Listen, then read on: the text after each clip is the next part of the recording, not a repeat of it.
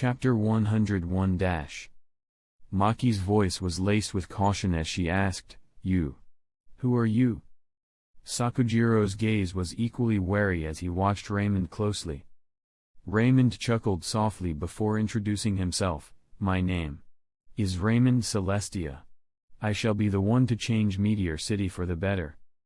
Sakujiro's voice was edged with skepticism as he asked, "You think I'd trust you? Why do you care? I thought you wanted to die." Raymond's response was calm as he shook his head. Silence fell between them, thick with tension. The air around Sakujiro seemed to chill as his nen surged. "But I do. So, if you try to take anything from us."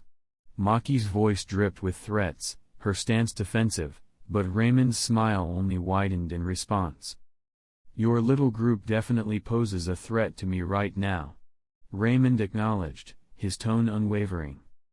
The mention of the Phantom Troop prompted Maki to channel her nen, forming a thread of nen in her hand, her alert gaze fixed on Raymond. However, Raymond remained unfazed, shaking his head confidently, "But it won't be so in the future." Maki's skepticism of Raymond's words was palpable, her confidence in her ability to take him down evident in her stance. "Ha ha ha, you two are just too adorable." Raymond's laughter filled the tense atmosphere, seemingly unfazed by the sudden hostility. Being called adorable only served to fluster Maki further, her anger immediately rising. "I'm serious," she snapped. Raymond's chuckle persisted as he reassured them, "Don't worry, though, you can watch me all you want. Feel free to attack if needed." His words carried a hint of amusement, further irking Maki. "Humph, better not try anything funny." Maki's harumph was accompanied by a subtle retraction of her nen, mirrored by Sakujiro. Yet, a trace of wariness lingered in their eyes, wary of Raymond's intentions. "Give me the purse, little Maki."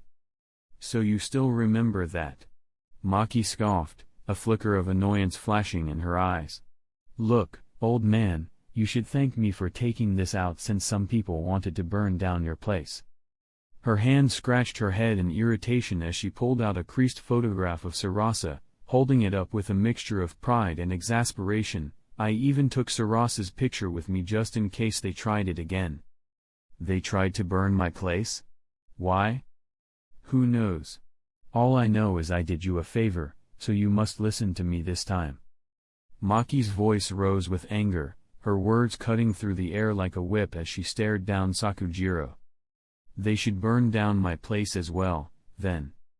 Raymond's brow furrowed deeply as he muttered under his breath, his gaze shifting to the side.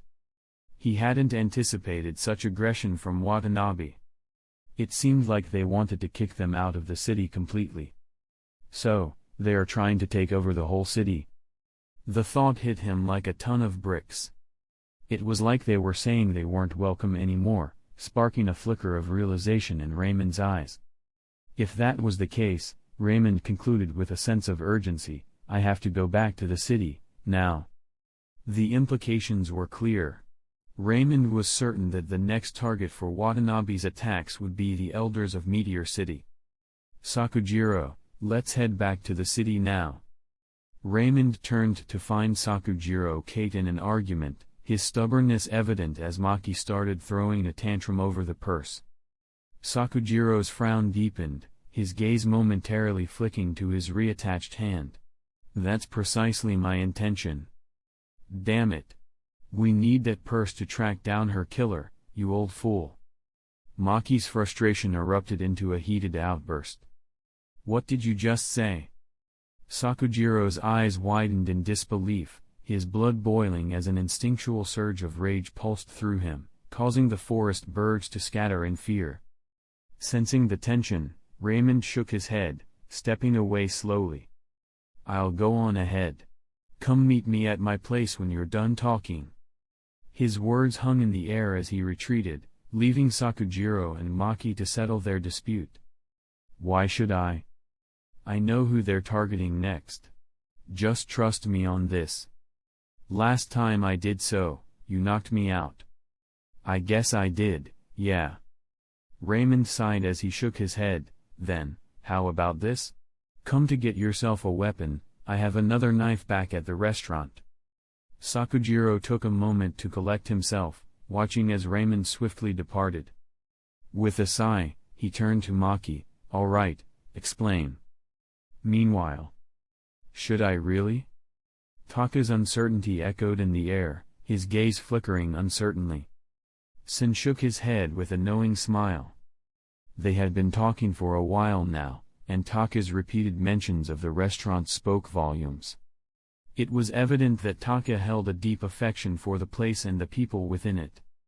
Having known Taka for years, Sin could easily decipher his friend's inner turmoil. Taka wanted to go, but that much was clear, and a sense of guilt held him back. But Aniki promised he'd come get me when we're reopening later today. Why? You don't want to go? Taka pondered, his brow furrowing in thought. Sin watched as Taka fell into contemplative silence, his little head seemingly racing.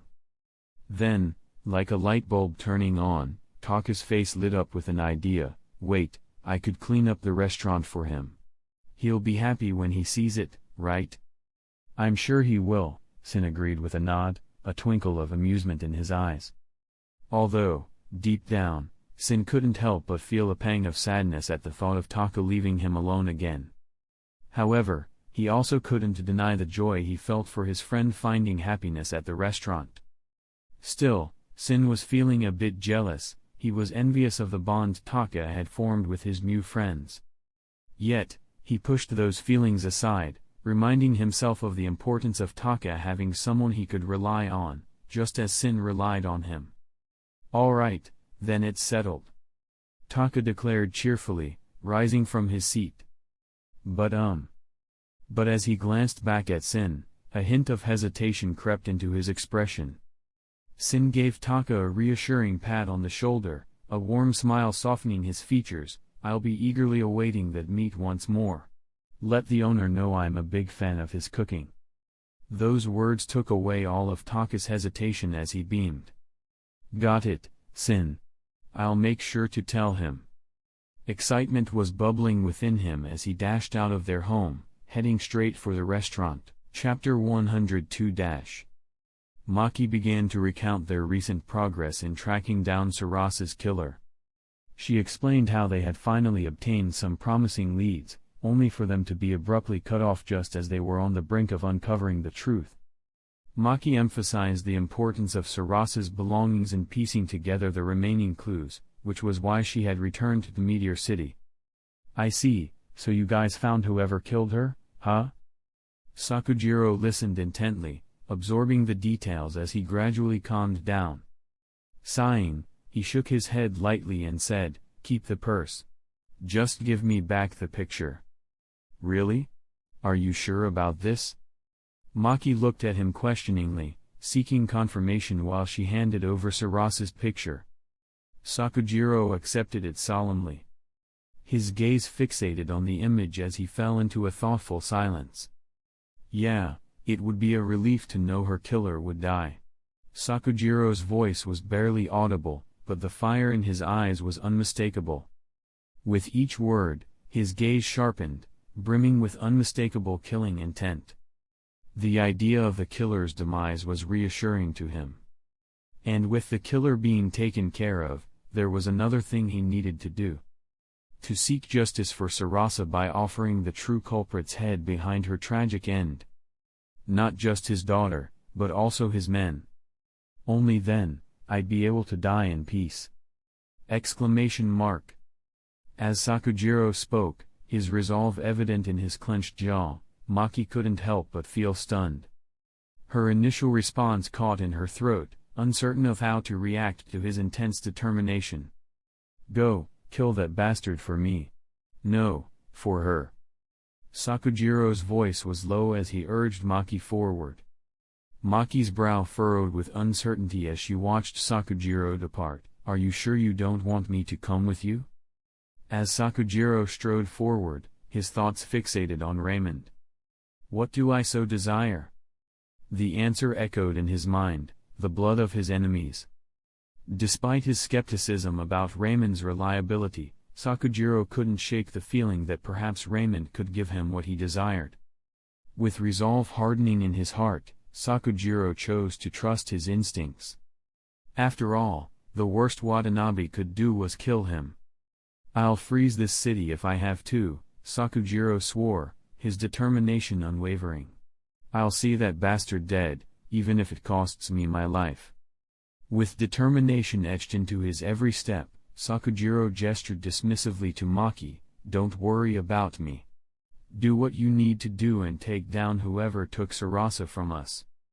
"Got it," Maki replied with a heavy sigh.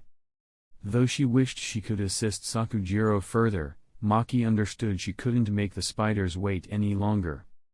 She could only watch Sakujiro's retreating figure in silence as she whispered softly, "Survive this, old man." "Until we meet again," Maki murmured as she dissolved into the surrounding shadows, Sarasa's purse clutched tightly in her hand.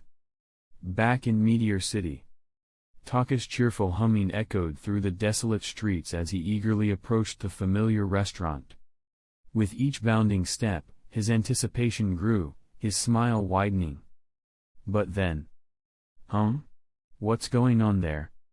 His joyous expression faltered as he noticed a commotion near the restaurant. Some figures moved about, and the once sturdy door lay in shattered ruins, a stark contrast to the usual bustling atmosphere. "Are you finished laying out all the pine needles?"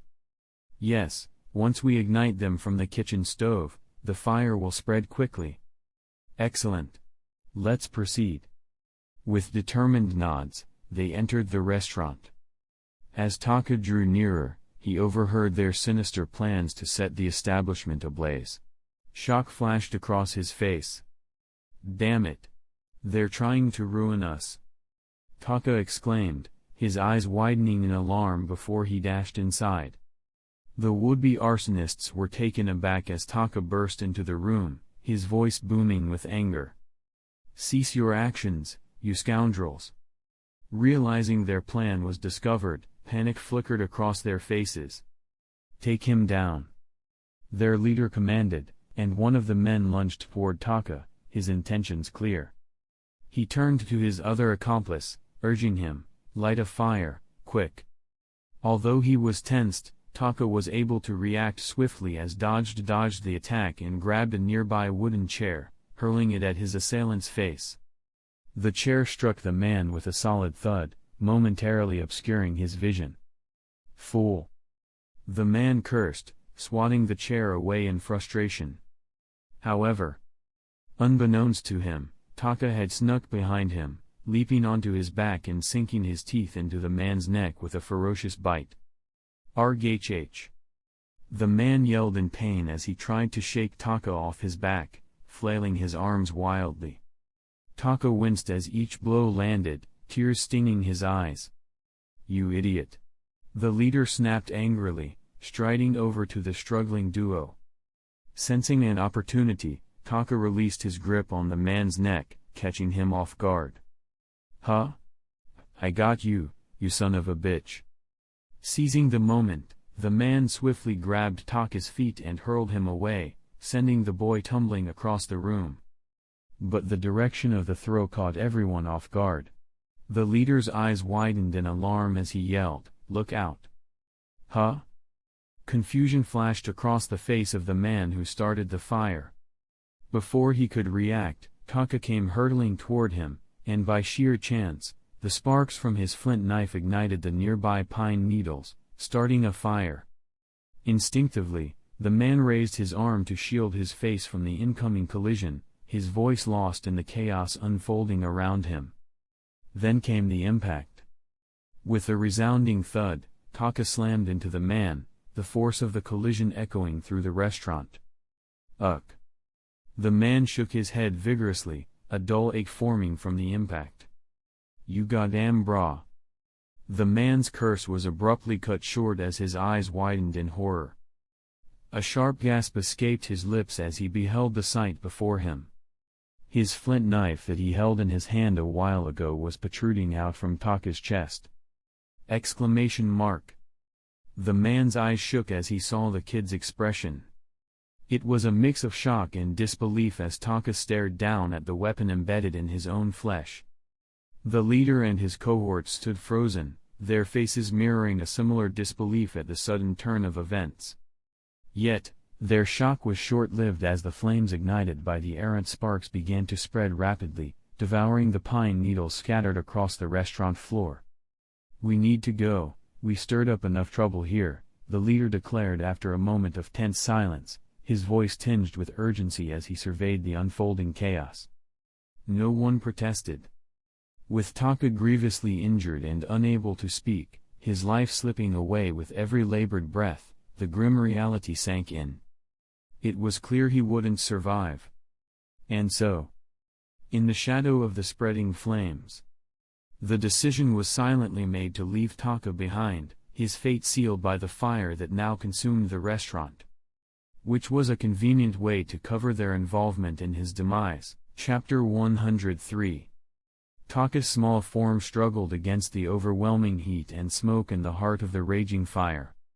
"No. I have to get out." His voice, barely a whisper amidst the crackling flames, trembled with fear and desperation.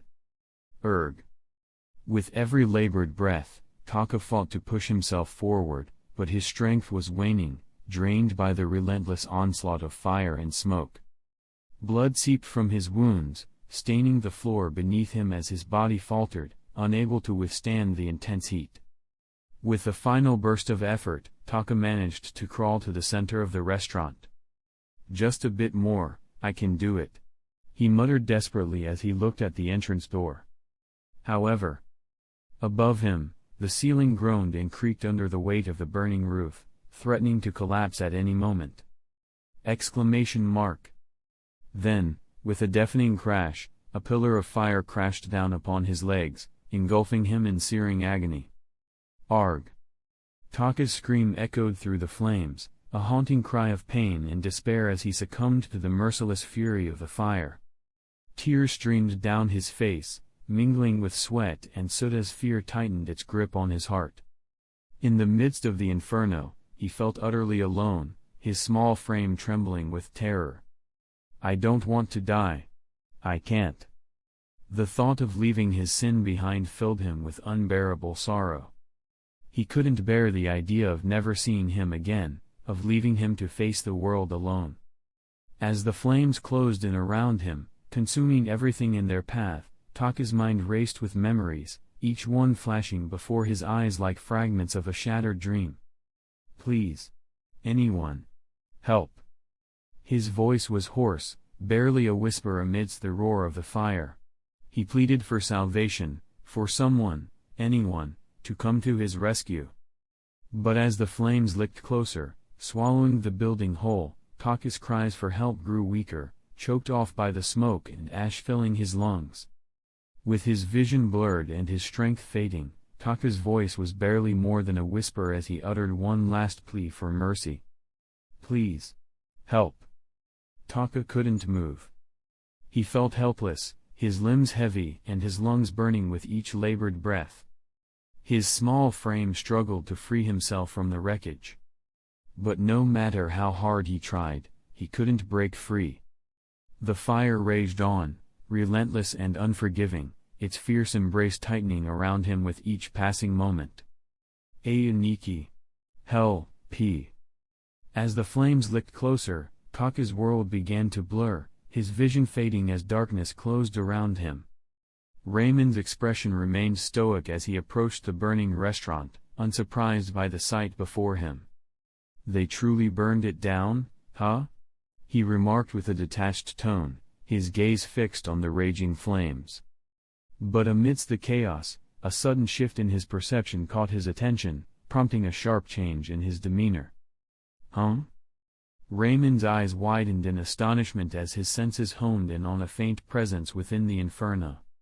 His figure instantly blurred out as he navigated through the wreckage, driven by a sense of urgency as he searched for the source of the lingering life force. And there, amidst the devastation, he found Taka, a small figure barely clinging to consciousness amidst the relentless onslaught of fire. Raymond's expression hardened, his emotions concealed by his emotionless expression. He swiftly scooped Taka into his arms. With a single-minded focus, Raymond raced out of the burning building. Nikki. His heart sank as he heard Taka's faint voice amidst the crackling of flames. Placing the boy carefully on the ground a short distance from the burning restaurant, Raymond's eyes grew cold at the sight before him. Taka's legs were charred black, rendered useless by the fire's merciless onslaught. One of his hands was also badly burned, the skin blistered and raw. Despite his injuries, Taka clung to consciousness by a thread, his breathing shallow and weak. Though Raymond wished he could offer Taka a future free from suffering, his hopes were dashed by a cruel twist of fate. A flint knife protruded from Taka's chest, a grim reminder of the danger lurking within the flames. At that moment, Raymond could only look at Taka in silence. What happened? Sakujiro's voice echoed through the chaos as he arrived, his eyes wide within shock as he saw Taka's figure. Where's Maki? Silence lingered in the air, heavy with unspoken dread. She already left, Sakujiro finally responded. I see. Raymond's heart sank at the news, a chill settling over him. As the flames raged around them, Taka's weak voice broke through the turmoil. Nikki. Am I going to die? Taka's words were labored, his eyes pleading for reassurance as he gazed up at Raymond, his vision blurred with pain and fear. My brother. Sin. Please. Raymond gazed at Taka, whose life hung by a thread, yet his thoughts were with another. He softly whispered, Listen well, Taka. Close your eyes. Taka obeyed, a faint smile touching his lips. Ah, I see. A green field. And blue sky. That's right. It's a beautiful place. Yes. It's beautiful. Sakujiro stood nearby, his heart heavy with helpless frustration. With his last strength, Taka lifted his hand, the only one left, and murmured, Nikki, I see. A butterfly. Good. Listen, Taka. Run after that butterfly. Go. Have fun. Ah. Taka's voice faded, his hand gently falling as he slipped away. Raymond silently cradled Taka's lifeless body in his arms. Taka. Taka. Where are you? A child's voice pierced the air, and Sakujiro turned to see Sin, his young face contorted with pain, stumbling toward them. Tears streamed down his cheeks. Sin had somehow sensed something was wrong and ventured out after Taka, despite his own injuries. But unbeknownst to him, it was too late. Sakujiro, get that kid out of here. WH. As he was about to ask why, his words caught in his throat as he beheld Raymond's crimson eyes, devoid of any emotion. In a blur of movement, Sakujiro scooped up Sin and disappeared. And as he vanished, a massive wave of nen surged out, enveloping the entire city. Those who were not strong enough succumbed to unconsciousness, while the strong struggled to remain upright, all gazing in shock in a certain direction. Exclamation mark. Sakujiro could only watch in astonishment as he witnessed a tremendous surge of nen emanating from the young man. He held Sin tightly in his arms, shielding him from the pressure, yet Sin still struggled to break free. Sakujiro felt his entire being tremble with fear as he muttered, no wonder his nen was chaotic. This young man. No, this monster. Such monstrosity was simply inhuman. Chapter 104. Luke's figure blurred through the forest, but he couldn't help but stop in his tracks as he felt a sudden disturbance behind him. Shit.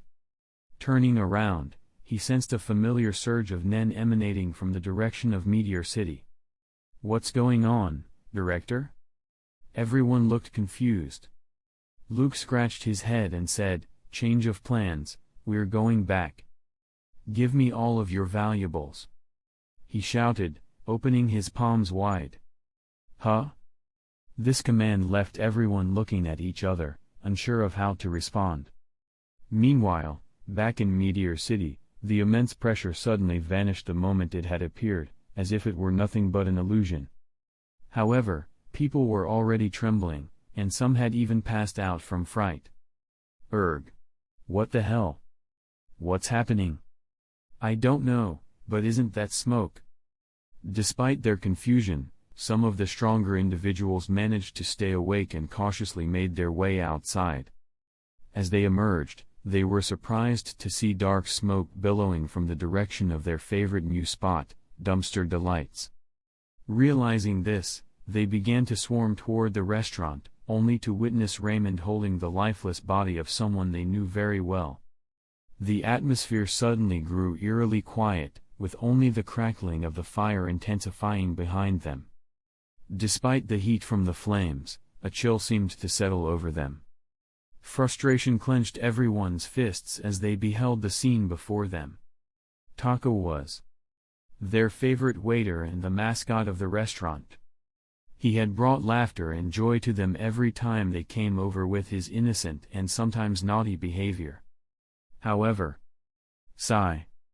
seeing him lifeless and pierced by a protruding flint knife with his gruesome condition, they could only release heavy sighs, unable to find the words to express their grief. We took nothing from them, Raymond spoke slowly, his words carrying weight that resonated with everyone present. We initiated no conflict against them. Yet they have taken from us a joyous soul, innocent blood. Each phrase uttered by Raymond caused a tightening in the hearts of those listening, as if they were experiencing his emotions as their own. They have crossed the line. An overwhelming aura of bloodlust emanated from Raymond's body, filling the air with an intense tension. However, instead of fearing him, everyone around felt a surge of anger, as if they shared Raymond's perspective. Instinctively, they too exuded their own aura of bloodlust as they gritted their teeth in anger. We have never turned them away, for we turn away no one. Yet they have taken from us someone precious. With his crimson eyes blazing fiercely, Raymond declared, "They shall pay for this. Life for life, eye for eye, tooth for tooth, hand for hand, foot for foot, burn for burn, wound for wound, stripe for stripe." Sakujiro looked on with a mixture of disbelief and awe at the scene unfolding before him.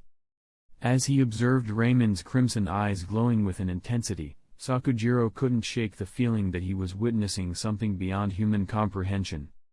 He's leveraging their emotions, manipulating them to rally to his cause. Sakujiro thought to himself, realizing what Raymond was doing. Sakujiro sensed genuine anger emanating from Raymond, indicating that he was truly outraged by the death of an innocent in this conflict. However, to maintain such a composed and calculated demeanor in the midst of such intense emotion was utterly otherworldly. "I thought he was a dragon." Sakujiro could feel he was sweating. Still, his perception was shifting as he realized Raymond seemed more akin to a demon in his eyes now. Yet, amidst his conflicting emotions, there was a glimmer of hope. Sakujiro's face contorted with a strange mix of joy, anxiety, anticipation, and fear. He might truly be able to give me what I desire. After some time, they finally buried Taka's body in front of the restaurant, surrounded by everyone who had regularly visited the establishment, now gathered to mourn. Sakujiro approached Raymond and asked, "What do we do now?" He seemed to have accepted the fact that they were now aligned, with Raymond leading the way. Raymond fell into a brief silence as he silently observed Sin, who was kneeling by Taka's grave. He appeared to have passed out from grief, tears drying on his cheeks. Raymond's eyes sharpened as he answered, "We'll attack." "Understood." On the other side of the city, Watanabe sat in silence before turning to Sajin. "Have you checked on what's going on?" They had felt an intense surge of Nen a while ago, which had alarmed them deeply. However, "There seems to be nothing wrong," Sajin replied after a brief silence. Watanabe frowned, feeling doubtful. It shouldn't have been an illusion since everyone felt it, but he shook his head. Forget it. How about the elders' whereabouts? According to our men, they are still staying in their hideout. We should still be able to conduct our attack by tonight as planned. Sajin nodded before answering. Alrig. Watanabe was about to nod in satisfaction before his eyes widened in shock as he shouted, "Get out!" However, it was all too late as a deafening explosion suddenly occurred. Boom! The impact sent everything blasting away, tearing the place to pieces. Dust filled the air, causing everyone to cough violently as it obscured their vision. Watanabe, who had sensed the danger in advance, could only frown as he swiped the dust off his shoulder. He glanced at Sajin, who appeared to have reacted safely as Sajin turned and shouted, "Everyone's alright?" "Ugh! What the hell is going on? My arms hurt." Turning to his men, he saw that only the strong ones were uninjured, while the rest had sustained minor injuries. This is quite unexpected, but they should be able to fight.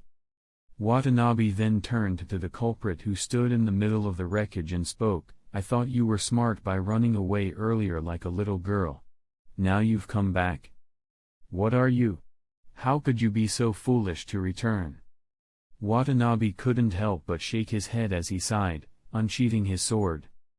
As the dust slowly settled, Raymond's figure, with Sakujiro standing beside him, was revealed. So they're the ones. Everyone's eyes sharpened as their killing intent flared up, focusing on these two figures. Sakujiro didn't say anything. His nen surged, forming an ice armor that slowly covered his body. In his hand, he held a kitchen knife like a dagger. And Raymond.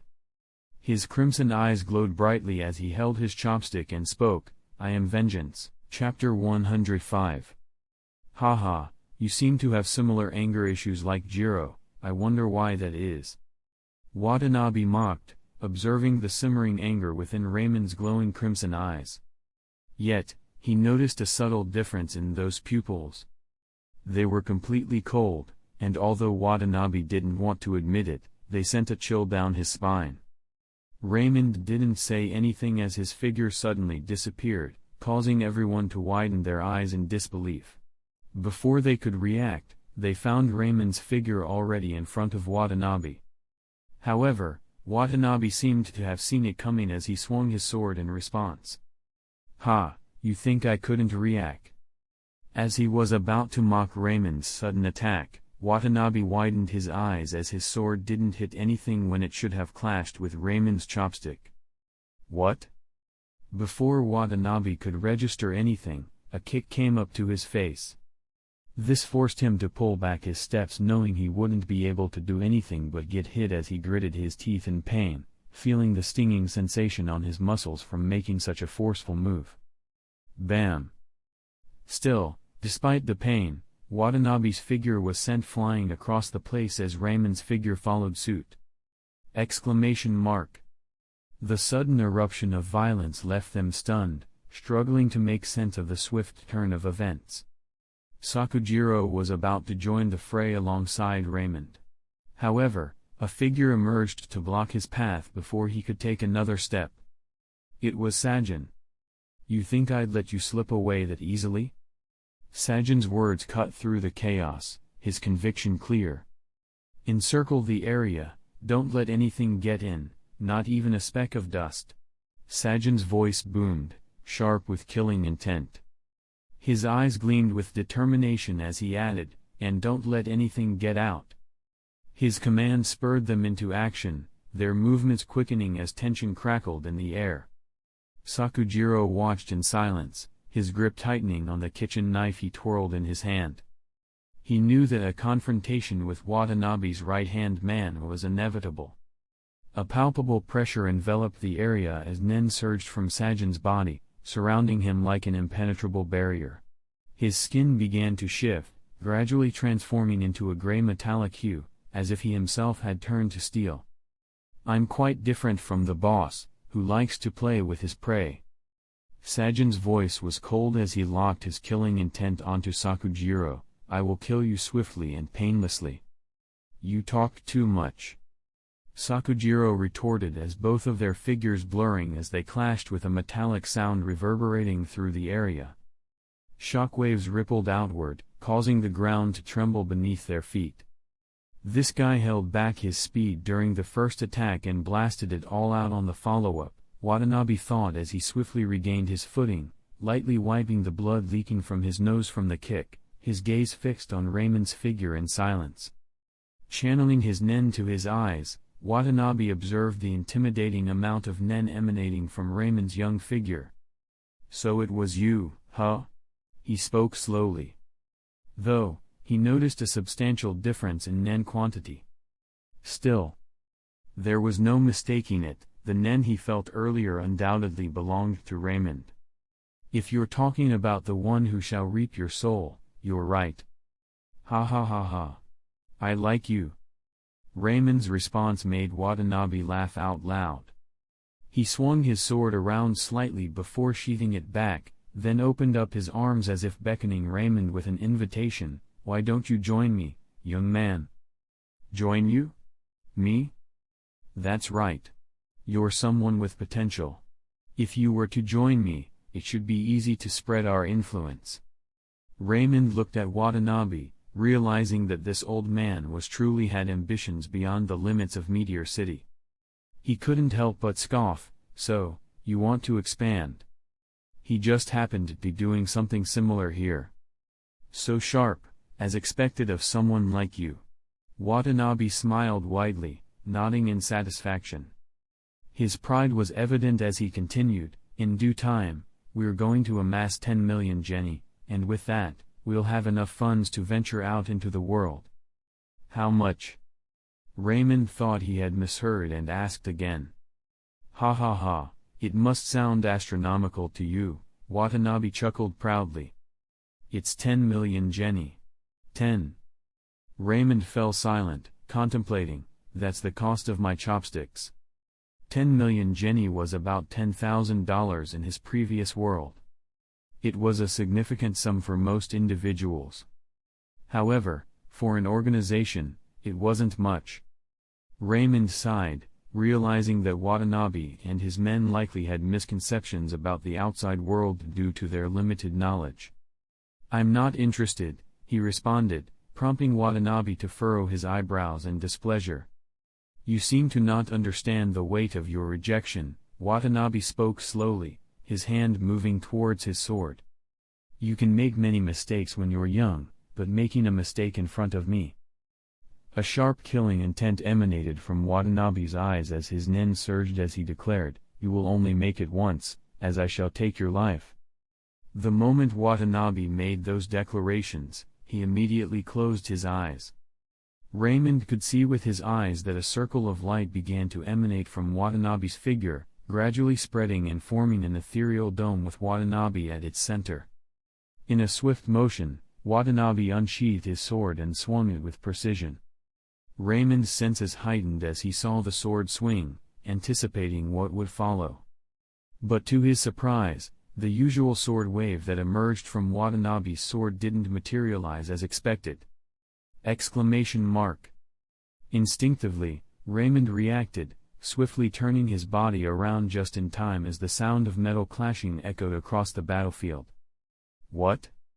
Watanabe was taken aback by Raymond was able to block his attack, unable to conceal his surprise. Within his domain, Watanabe could send forth his attacks from anywhere within range, catching even Sakujiro off guard and cutting his left arm cleanly without a sound. Recalling Raymond's glowing crimson eyes, Watanabe muttered to himself, so, his eyes are special, huh? Nevertheless, now that I'm aware of it, it won't matter, Watanabe muttered, relaxing his stance as he drew his sword. The real battle was about to begin. However. Arg. What the fuck? They've got more people coming. Where? From the shadows. A commotion suddenly erupted from the outskirts of the battlefield as Watanabe's men shouted in alarm, panic spreading among them. This prompted Watanabe to frown as he could distinctly hear the sound of flesh being cut, indicating that his men were being slaughtered. Chapter 106. The moonlight bathed the battlefield in a soft glow, casting an eerie ambience over the chaos below. Arg! My arms! Amidst the clash between Sajin and Sakujiro, the sickening noise of flesh being torn apart overshadowed the sounds of their blades clashing. Exclamation mark! Sajin couldn't ignore the desperate cries of his men as they were mercilessly cut down by the newcomers, who, as it turned out, were also Nen users. We can't keep this up. Our men won't stand a chance, Sajin thought anxiously, his attention briefly diverted by the massacre unfolding around him. You're distracted. Seizing the opportunity, Sakujiro capitalized on Sajin's distraction. With a sudden burst of icy power, he launched an attack that struck Sajin hard, sending him crashing to the ground. Ice rapidly encased Sajin's body, imprisoning him in a frozen shell. Grimacing against the biting cold, Sajin summoned his strength, breaking free from the icy prison. Despite the ferocity of the assault, he emerged unscathed, his determination unyielding. I couldn't even hurt him, huh? Sakujiro muttered in frustration, watching as Sajin emerged from the ice unharmed. Sajin charged towards Sakujiro, who held his weapon tighter in anticipation of their clash. However, before he could strike, a sudden presence materialized beside Sajin, a figure, unadorned and unclothed, emanating an air of calm.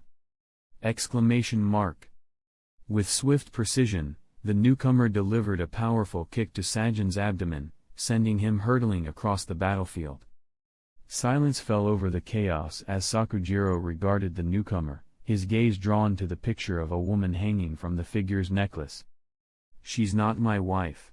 Came the flat response from the newcomer, Luke, his expression unreadable. Sakujiro rolled his eyes, unimpressed. I didn't ask.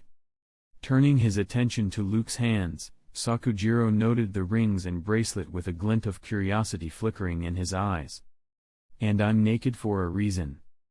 I said I didn't ask. You motherfucker. Before Luke could explain anything, a burst of anger echoed across the battlefield as Sajin slowly stood up, his nen intensifying. Go help Raymond, I'll handle this guy. Luke ordered, but Sakujiro looked at him skeptically. He shook his head as he added, Don't worry, I'm not going to die. As an enhancer, Luke had meticulously thought of how to maximize his ability since Raymond told him that deciding the rule was important as he named it, I'm rich so I'm strong. However, there was a crucial rule he had to abide by. The value disparity among the items he wore couldn't be too great. If he wore cheaper items alongside expensive ones, rather than getting stronger, he'd weaken. This made him remove anything of lesser value from his body. Jake's necklace should cost around 9 million, Aiden's ring should be around 6 million, and Logan's bracelet should be around 5 million, Luke calmly calculated, glancing over his jewelry with a smirk. With this, I should be able to multiply my strength by 2x. He knew that 10 million Jenny granted him a one-time multiplier, and double the amount would give him twice the power. Although, there was a limit to how much he could multiply his strength before risking harm to his body. Luke was confident that this much should be enough to face Sajin. Why? Are you starting to panic now? Raymond's voice cut through the tension, his tone laced with mocking. Watanabe's brow furrowed even deeper, his eyes narrowing as he weighed his options. But before Watanabe could even respond, Raymond's figure disappeared as he blurred through the ground before arriving at Watanabe's side with a swift and powerful axe kick aimed directly at Watanabe's head. It's useless. I can see your moves just as easily as you can see mine, Watanabe declared, his movements calculated as he prepared to counter Raymond's attack with a swift sword swing. Yet Raymond proved to be quicker than anticipated. With a fluid motion, he adjusted midair, redirecting his kick towards Watanabe's hand that gripped the sword. I said. Watanabe began, but before he could finish, he vanished from sight.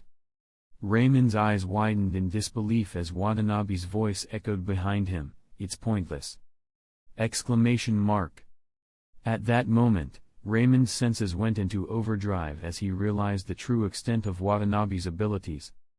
Not only could he unleash attacks from any direction, but he could also teleport himself anywhere within range.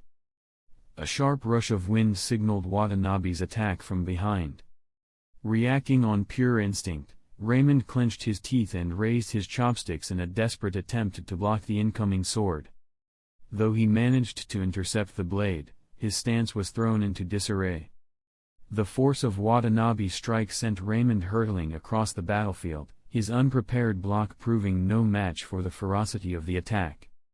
"Within my range." Watanabe spoke slowly, his voice cold and resolute. Raymond staggered back, wiping the blood seeping from his mouth as he struggled to regain his footing. He could feel his internal organs churning from the impact of the attack. Watanabe's voice cut through the air like ice, "I am absolute." Hearing those words, Raymond couldn't help but chuckle in amusement, feeling his blood boiling with excitement. "This fight," he muttered, his smirk growing wider as he laughed out loud, "this is exciting, ha ha ha." Raymond could sense that his life was truly on the line this time. He had to admit, Watanabe was the strongest opponent he had faced so far. Watanabe looked at Raymond, who wore a crazed expression, as if he had lost himself in the intensity of the battle. Shaking his head, Watanabe continued, "Your technique was alarmingly flawless, your reaction speed was inhuman, and your nen was astounding," he admitted as their figures disappeared in a blur, a loud shockwave echoing across the battlefield as their fight raged on. Sending a slashing attack, Watanabe watched as Raymond dodged it with agility, swiftly countering with his own strike. "However, in our world, that won't be enough. What's the use of such a humongous amount of nen if you can't control it?" he questioned, their exchanges of blows intensifying with each passing moment. Raymond frowned as he attempted to release more nen, his body tensing in the effort. Seizing the opportunity, Watanabe launched a slashing attack toward his neck. Fortunately, Raymond's eyes caught the movement just in time, allowing him to block the strike. However, before he could react further, Watanabe vanished from sight. Exclamation mark. In the next instant, a powerful kick crashed into Raymond's abdomen, sending him hurtling through the air until he crashed onto the ground, landing on his back with his head facing the moon. "I guess he's right, ha ha ha," Raymond muttered, his mind suddenly racing with thoughts as he burst into laughter. But his amusement was short-lived as a mouthful of blood erupted from his lips, followed by a fit of coughing. "Erg." He slowly stood up, his gaze meeting Watanabe's incredulous stare. Yet Raymond couldn't care less about the judgmental look, he had finally figured out what to do with his Hatsu. "You know what, you might not realize this, but you've done me a favor." Watanabe's eyes widened in surprise at Raymond's words. Raymond chuckled amusedly, then released his nen in a massive surge that enveloped the entire city, alarming Watanabe. Chapter 107. Observing Sakujiro slipping away stirred a sense of urgency in Sajin, compelling him to dash towards Sakujiro to intercept him. Not so fast there. However, before Sajin could make his move, Luke appeared right in front of him, eliciting a frustrated grimace from Sajin. He understood that he needed to act swiftly, otherwise, Watanabe might end up facing both Sakujiro and Raymond simultaneously. "You sick pervert," Sajin grumbled, not bothering to dodge Luke's incoming punch. Having previously felt Luke's kick, which paled in comparison to Sakujiro's strength, Sajin didn't anticipate much from this attack. However, the force of the punch landing squarely on his face caused him to grunt involuntarily. Turning to face Luke, who appeared surprised by his resilience, Sajin spoke, "I'm a man of steel, your little attack won't hurt me." "Damn, no wonder you're so tough," Luke retorted, recalling how his kick had felt like striking solid stone, leaving his foot throbbing in pain. As Sajin swung his arm toward him, he immediately adjusted his stance and evaded the blow. Man of steel, huh?"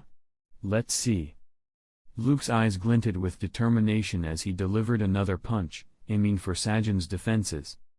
The impact resonated with a loud metallic clang, causing Luke to grunt in pain. You seem to have a defective EA dash. Seeing Luke grunting in pain made him slowly open up his mouth to mock him. Clang. The echoing clang of metal against metal filled the battlefield, abruptly silencing the commotion.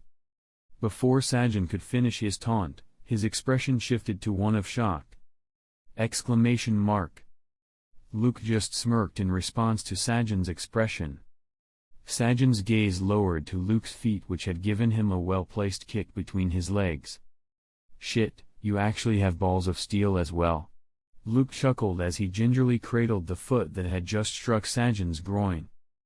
Despite his own discomfort, Luke couldn't help but smirk at Sajin's pained expression. Ha ha ha. As expected, it doesn't matter if you had balls of whatever, it would still hurt. Why you, mother? Sajin's whole body trembled upon the impact, his voice choked with pain and frustration. But before he could recover, Luke's figure vanished once more, only to deliver another blow to the same sensitive spot. The force of the impact sent Sajin hurtling across the battlefield, crashing through the ground before coming to a painful stop. Despite the pain in his own feet, Luke's determination only seemed to grow. Ha ha ha, it's not over yet. He dashed toward Sajin again, his voice filled with excitement and determination. This is a battle of endurance. Let's see who lasts longer, my feet or your balls. With each strike, a loud metallic sound echoed across the battlefield, punctuating the relentless assault.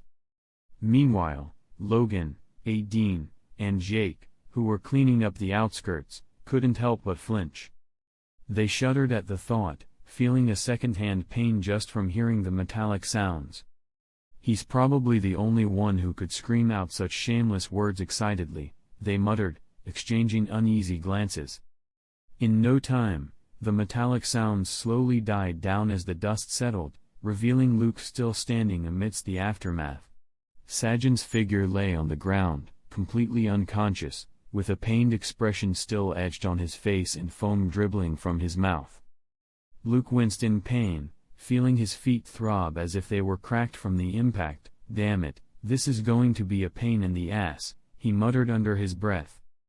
As he spoke, a terrifying pressure suddenly erupted, sending shivers down his spine. Exclamation mark. He glanced in a certain direction, his eyes widening in surprise. Shit, I hope everything's good. Just wait up, Raymond. I'll clean the rest first. Luke couldn't help but feel a twinge of worry for Raymond, knowing the difficulty of controlling such a massive amount of nen. Without hesitation, he vanished to assist the others in cleaning up Watanabe's men while disregarding the discomfort in his feet so he could come to Raymond as fast as he could. Meanwhile, Sakujiro, who had arrived at the scene, couldn't help but look at Raymond in shock, muttering to himself, what is he planning? Releasing such a massive amount of nen without actually utilizing it seemed pointless. However, Sakujiro's eyes soon widened in surprise as Raymond's figure appeared to absorb the terrifying nen into his own body. Exclamation mark. Even Watanabe felt a sense of alarm, his eyes widening in disbelief, causing his Hatsu to falter. He didn't know why and when. But he found himself unconsciously dashing toward Raymond's unmoving figure.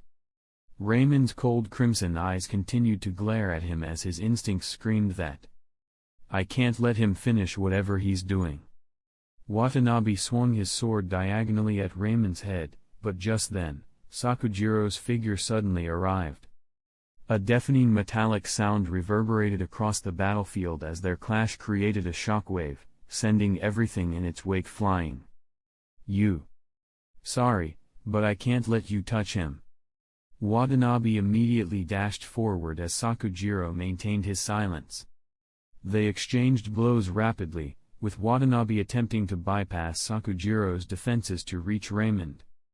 However, Sakujiro seemed to have become reckless, even allowing himself to be injured to block Watanabe's attacks. This frustrated Watanabe, who gritted his teeth in frustration and shouted, "Jiro! You fucker!" However, exclamation mark. Before they could exchange another blow, both of them turned towards Raymond, feeling a chill run down their spines. "You're right. Such massive nen would be useless if you can't control it." Raymond slowly opened his mouth, his crimson eyes seeming to glow even brighter as he smirked. A surge of nen slowly exuded from his figure as Raymond continued, "Then, I shall seal it." Sealing his nen allowed him to control it perfectly, and it would grow when unsealed.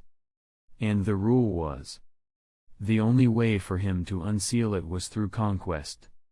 With each conquest, his aura grew more formidable, resonating with his authority over the land and its inhabitants. Imperial ascendance!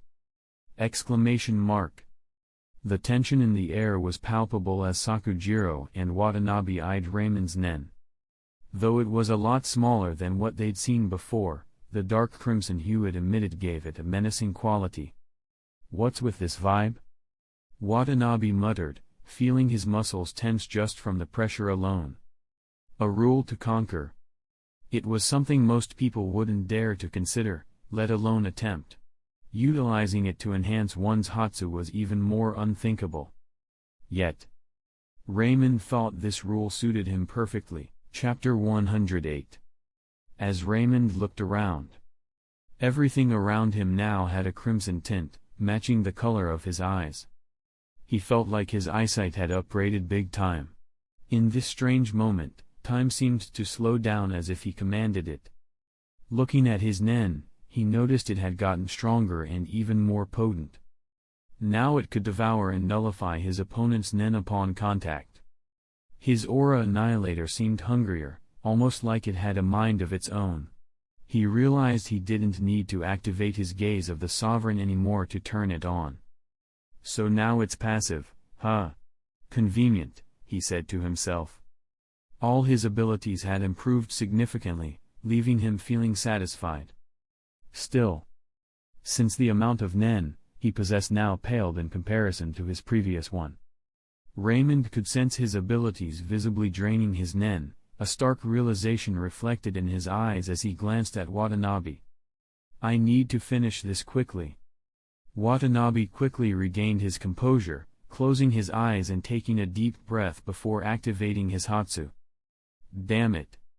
Sakujiro snapped back to reality, cursing as he dashed towards Watanabe. However, it was already too late. Watanabe's figure vanished in an instant, reappearing right in front of Raymond. Raymond stared at Watanabe in silence, causing Watanabe's eyes to widen in alarm. What? It was as if Raymond could see right through him. Then, Watanabe suddenly heard a chilling tone, "Consider yourself honored. You'll be the first to witness my ultimate ability. Dominion Embrace." A soft whisper filled the air as Watanabe felt a terrifying aura emanating from Raymond, devouring his own nen before completely engulfing him. Suddenly, he felt gravity pulling him down, accompanied by a cold voice commanding, "Kneel." The once static space crackled and fractured under the weight of Raymond's power. Exclamation mark. Watanabe trembled in response, feeling fear for the first time in his life. He dared to glance up, only to witness the battlefield around them shattering, revealing an ancient, regal throne room. At its center sat a magnificent throne, and upon it, Raymond settled himself, his crimson eyes gleaming with a terrifying light. Looking down upon the helpless Watanabe, Raymond slowly opened his mouth, "Welcome to my kingdom." Raymond couldn't help but chuckle as he noticed Watanabe's expression paling. He continued, "In this realm, I am the king. I dictate the rules, and everything within must obey, or it shall be considered treason against me." "That's right." Raymond chuckled as he looked at Watanabe, who kneeled down in fright as he added, "In this realm and space, I am absolute." Watanabe could only keep his mouth shut, unable to utter a word in response to what he had just witnessed. Raymond slowly stood up, flicking his finger, and Watanabe felt control over his body return. And no one shall attack the king until he sets the rule. However, I'll let it slide this once. You. Watanabe could feel the mockery in Raymond's tone. However, the space suddenly trembled, the ground shifting to create a wider area. A sword materialized in Raymond's hand as he looked at Watanabe and spoke, "Since you're attempting to take my life, I shall decree that the rule in this space be that of an honorable death match between us. No fancy ability, just pure martial arts." Watanabe tightened his grip on his sword, fear evident in his eyes. He realized he was unable to use his ability at all, putting him at a disadvantage since he relied on his power. Simple, isn't it? Whoever kills their opponent shall emerge victorious, and the survivor shall live. Raymond spoke, his smirk twisting into a bloodthirsty smile. Meanwhile, Sakujiro observed the dark red aura that enveloped whatever was happening inside, finding himself unable to penetrate it. He frowned in frustration. His heart tightened at the intimidating aura emanating from within as Sakujiro muttered, "What in the world?" However, before long, the dark aura enclosing both Raymond and Watanabe began to crack open, eventually disappearing completely. Raymond stood alone while Watanabe lay lifeless on the ground without a single visible wound. Sakujiro slowly approached Watanabe's lifeless body, attempting to confirm his death. He mumbled to himself, "Is he truly dead?" Unable to suppress his emotions, he fell to his knees. Despite the sorrow, there was a sense of peace in knowing the perpetrator behind the deaths of his men, whom he considered family and the one responsible for his daughter's murder, was now deceased. However, "You must be wondering why you feel empty," a voice interrupted his thoughts. Sakujiro turned to see Raymond, who coughed out a mouthful of blood. "I see, so the cost of overdoing my ultimate was my own lifespan, huh?" Raymond silently pondered as he shifted his attention back to Sakujiro, who regarded him with lifeless eyes. Raymond shook his head with his mind still thinking about his ability as he muttered, "Glory is fleeting, but obscurity is forever. I knew such a price was inevitable for me to achieve glory." Despite the grim reality of his ability, Raymond didn't feel worried at all. Instead, he remained content with the outcome. He slowly made his way toward Sakujiro, speaking softly, "You're a fighter, Sakujiro. Wielding your dagger against your enemy is your inner desire." "Me? A fighter?" Sakujiro seemed unable to accept that fact, frustration evident in his voice as he shouted, "But so what? My friends, my daughter, they're all dead. I would rather die as well." He whispered softly as he saw Raymond approaching him. Sakujiro looked up towards those crimson eyes, noticing they seemed to glow dimmer than before. "Then die today." "Huh? I can't let such a sharp dagger rot in a place like this. If you need someone to wield your dagger for." Raymond slowly spoke as he stretched out his hand towards Sakujiro, "Follow me. I shall be the one you wield your dagger for, as I have a long way to go with more battlefields to fight on. Die today, and be reborn as my dagger, Sakujiro." Sakujiro hesitated, but widened his eyes in shock as he realized he had unconsciously grabbed Raymond's hand. Slowly, he stood up, locking eyes with Raymond, who smiled in response as if he had anticipated this. "Oh? Seems like you're fine, thank God." Luke and the rest of their men arrived, all of them breathing a sigh of relief as they looked at Watanabe's lifeless body. With this, Raymond's scouting for their expansion concluded. He then met with the elders and learned that they were not against him, which marked Meteor City as their new frontier for expanding their influence further. Chapter 109. Meanwhile, in a quiet place deep within the forest. "Maki, why is it taking you so long?" "Shut up, it's hard to get this out of that stubborn old man." "Oh? Is he still alive?" Maki just clicked her tongue in response to Nobunaga's inquiry as she handed the purse to Shanark, who then retrieved a device from his pocket. The moonlight shone upon the gathering as a group of people assembled quietly, with Shanark calmly using his phone-like device while holding the heart-shaped purse. Exclamation mark. Shanark widened his eyes in surprise, but they quickly sharpened as he released an intense killing intent. He turned towards the man who seemed to be the quietest in the place at the moment. The man had a cross-shaped tattoo on his forehead and a pair of orb-shaped earrings. Shanark then nodded. It matches the trace. In an instant, everyone emitted a similar intense bloodlust. Their expressions displayed a mixture of relief at finally finding the culprit, along with underlying anger and fury behind their eyes. However, "I see," Krollo responded, slowly rising to his feet. An intense killing intent, overpowering even their combined bloodthirstiness, seemed to emanate from him. Everyone looked at Krollo with awe and a hint of worry, noting the drastic change in him since Saras's death. "Then, let's return the favor." He spoke slowly as he started to stride towards the direction of the Korta clan, and everyone swiftly followed his lead. That year, the world was shaken upon learning of the infamous Korta clan's massacre at the hands of the recently notorious Phantom Troop. The world remained perplexed as to what motivated them to commit such a heinous crime of decimating an entire clan. However, after an investigation, it became apparent that they were after the Scarlet Eyes, as all the deceased had their eyes gouged out.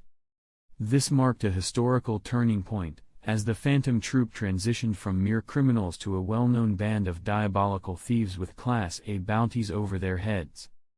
Kurapika, thoroughly enjoying his adventure outside, was devastated upon hearing the news. He immediately returned, only to find nothing left in his village. Engulfed by sadness and a newfound, intense emotion, he bid farewell once again as he set out once more. But this time, his goal was completely different. A few weeks later, in Meteor City, after the recent battle that had shaken the entire city, things had finally settled down, with Raymond firmly establishing his influence. The residents didn't resist this, as they had long considered Raymond one of their own. Since then, they had followed Raymond, even joining his cause to make the city a better place after he revealed the truth about what had been happening under Watanabe's leadership. However, another devastating blow struck Meteor City as news spread of the passing of one of the elders. "A lot has changed, huh?" A man's figure was seen slowly walking into the city, observing his surroundings in silence. He noticed the atmosphere had shifted significantly. Despite the somber occasion of the elder's death, the typically depressing mood that hung over the city seemed slightly improved. That tattoo on his forehead? And those orb earrings? Isn't he? That's right, it was Krollo Lucifer. Originally, he had planned to visit Saras's grave, knowing they had succeeded in avenging her death. However, he sensed that one of the abilities he had stolen from the elders had grown stronger, indicating the elder's death. This was another reason he had returned. Seeing that the residents recognized him as they glanced at him warily didn't bother him, and Krollo muttered, "I should find out what has been happening for the past few years." Meanwhile, inside a broken-down church, the atmosphere was somber. Raymond sat calmly in one of the seats as the ceremony began, holding a piece of crumpled paper in his hand. Beside him was Dean, while the rest of his men, including Luke, had to return to take care of some matters and prepare to fulfill their original goal of coming to Meteor City. So, he knew his death was imminent, huh? Raymond muttered as he looked down at the paper, which stated that the elder acknowledged his influence over the city in exchange for making it prosperous. After the ceremony concluded, Raymond bid his farewell, slowly making his way out. On his way, Raymond noticed a man with a cross-shaped tattoo on his forehead and a pair of orb-shaped earrings walking in. "So you're the one?" Krollo softly spoke as they crossed paths. Raymond didn't even turn, keeping silent as he continued walking out. Despite the tension that suddenly descended across the church, they seemed to ignore each other. Krollo continued, "I'll watch over what you're doing here. Do as you see fit, Raymond responded with a soft whisper after a brief silence, continuing on his way out. Though Raymond heard the threat beneath Curlow's words, he couldn't care less. The influence of the Phantom Troupe over the city was less significant compared to his own at the moment, as the residents were in favor of him. "You don't want to come in?" Raymond stopped and turned to see someone leaning against the church wall. "No," Sakujiro spoke. He silently stood in the shadow of the church, then slowly walked out. "I no longer have any attachment to this place." Sakujiro's words held some truth, as he had spread a false rumor of his death in the battle against Watanabe. He was now had been reborn. Blood runs thicker than you think. Sakujiro fell silent after hearing Raymond's words, shaking his head. Then, he gestured to his side, and a child about Taka's age calmly revealed himself. "Can we bring him in? Though his eyesight was bad, I'm sure you have your means to cure him." Sin looked up at Raymond in silence, appearing to have matured overnight. However, Raymond could discern a slight tremor beneath the surface as he nodded. "He's your responsibility. Don't let him die in vain." "Understood," Sakujiro replied while Sin silently tightened his fist. He swore to become strong and be useful to his benefactor, who had helped him enact his revenge. A chuckle escaped Raymond's lips as the scene from 5 years ago seemed to fade into shades of gray and black before slowly scattering. He found himself back in the car, with Sakujiro turning to look at him from the rearview mirror. "Is there anything you're happy with, Master?" Sakujiro asked. "No, nothing," Raymond replied quietly, gazing out the window in silence. He held a cup of water in his hand, its hue darkened by his nen. As he looked at the cloudy sky, Raymond muttered, "10 dons, huh? I'll see what you have this time." Their next destination was York New City. Chapter 110. A blonde-haired teenager scanned the line of cars before shifting his attention toward a blue-haired girl making her way through a tight security line. They were currently arriving at a private airport in the middle of the desert, just a few kilometers away from York New City, their final destination. It was then that he stumbled upon information from a passerby, alerting him to the movement of the Phantom Troupe. Even though it seemed odd to get such important info from a stranger, Kurapika didn't mind. He was desperate for any lead, no matter how weird or lucky. Kurapika would do anything to get even a tiny hint that could help him track those diabolical groups of thieves. For his family, his friends, and his fallen brethren in the Korta clan, he would stop at nothing to exact his revenge. Coincidentally, the Nostrade family had been among the select few invited to attend the auction. With this in mind, Kurapika had registered himself to be hired as a bodyguard by the Nostrade family. And at the moment, they were going to attend the secret auction, which was supposedly to be invite-only. "Phantom Troupe, the day you pay for your sins shall come," Kurapika silently declared with a steely determination. The mere mention of the Phantom Troupe never failed to trigger his anger. However, what fueled his fury even more was the knowledge that the upcoming auction featured the Scarlet Eyes of the Korta clan, the treasured remnants of his fallen brethren. Kurapika's fist clenched tightly, his entire being consumed by seething rage. Exclamation mark. On the side, a fellow bodyguard appeared to be a woman with bald straight hair and pronounced front teeth resembling a rodent's, felt a chill run down her spine. It was Melody, one of Kurapika's fellow bodyguards hired by the Nostrade family. Silently, she muttered to herself, just how could such a vengeful heartbeat emanate from someone so young? However, their thoughts were abruptly interrupted by the heavy footsteps of their superior, Dalzaline. He was a well-built man with a close-cropped haircut and tattoos beneath both eyes that extended to his cheekbones. "All right, our boss is settled in. It's time to get ready," he spoke slowly, his voice was loud enough for everyone to hear. The group nodded in unison as he continued, "Be prepared to take action at any moment during our journey to the hotel. Eliminate anyone who dares to obstruct us. Get in the car. "We're leaving now." Dalzalin's voice was cold and authoritative as he gestured for them to follow him into the waiting vehicle. With everyone finally seated in the car, they began their journey toward the hotel where their boss would stay before attending the auction. After a few hours in the car, they finally arrived at their hotel. Dalzalin held a few pieces of paper in his hand, his expression solemn and tinged with a hint of nervousness, which surprised everyone. Despite initial dissatisfaction, Dalzalin had managed to persuade their boss to utilize her abilities a few times. However, after some negotiation, she finally relented and used her fortune-telling abilities. The results, however, were unexpected. The group of bodyguards looked at their superior with interest, as they had never seen Dalzalin wear such an expression before. A blue-haired girl yawned and turned towards Dalzalin, tilting her head cutely as she asked, "Is there anything wrong, Dalzalin?" "No, nothing, Neon-sama." "Well, whatever, I wanna take a nap." Neon shrugged nonchalantly and then excitedly walked into the hotel.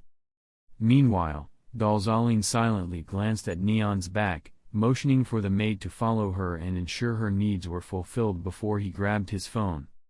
"I have to report this to Master," he muttered under his breath, turning to address everyone. "Take charge of security for our boss's safety." "Understood." Everyone nodded in unison as Dalzalin made his way toward his room. Meanwhile, in a massive mansion nestled on a hill, the sun had dipped below the horizon, painting the sky with hues of orange and pink. As dusk settled in, the moon began its ascent, casting a soft, silvery light over the estate. In a spacious office-like room, a middle-aged man with slicked-back hair and a thick mustache sat behind his desk as he looked over a piece of information in his hand with a heavy heart. Suddenly, the phone rang, breaking the silence of the dimly lit room. "Huh?" Light's expression remained indifferent as he picked up the phone. Light speaking. "Master Nostrade, this is Dalzalin," came the voice on the other end. Dalzalin slowly began to recount to Light his request regarding the fortune-telling for his daughter some time ago. "However, there seems to be a problem." "What is it?" Light's voice remained calm, seemingly unfazed by the news. "Every single line from all these individuals is the same." Dalzalin's voice trembled slightly, an unusual occurrence that left him unsettled. Even Light seemed to be stunned into silence as the call fell into a brief lull. After a moment, he slowly leaned back in his chair, his expression unreadable. "What does it say?" Dalzalin cleared his throat nervously before beginning to recount the fortune-telling. "Beware the storm that brews unseen. For power awakened, now keen.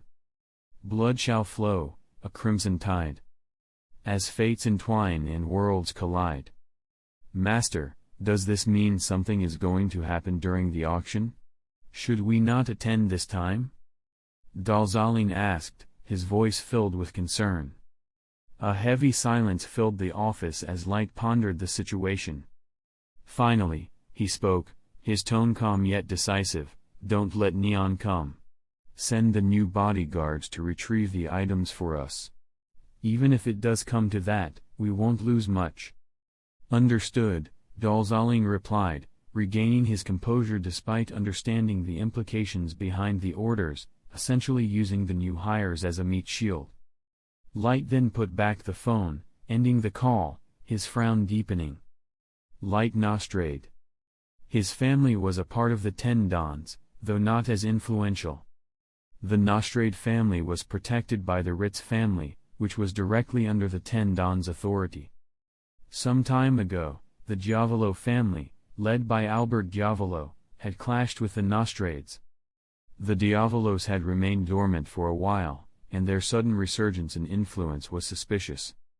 And so, Light decided to check his own fortune, and to his surprise, he discovered, beneath the moon's deceitful glow, a shadowed hand guides the flow. Beware the puppeteer's intricate design, lest crimson rivers mark the grand malign. Light pondered the ominous words before deciding to proceed with caution. He promptly notified the 10 dons of this fortune-telling, hoping it would aid in uncovering the truth. With this assistance, they managed to uncover the truth and successfully assassinated the head of the Diavolo family, Albert.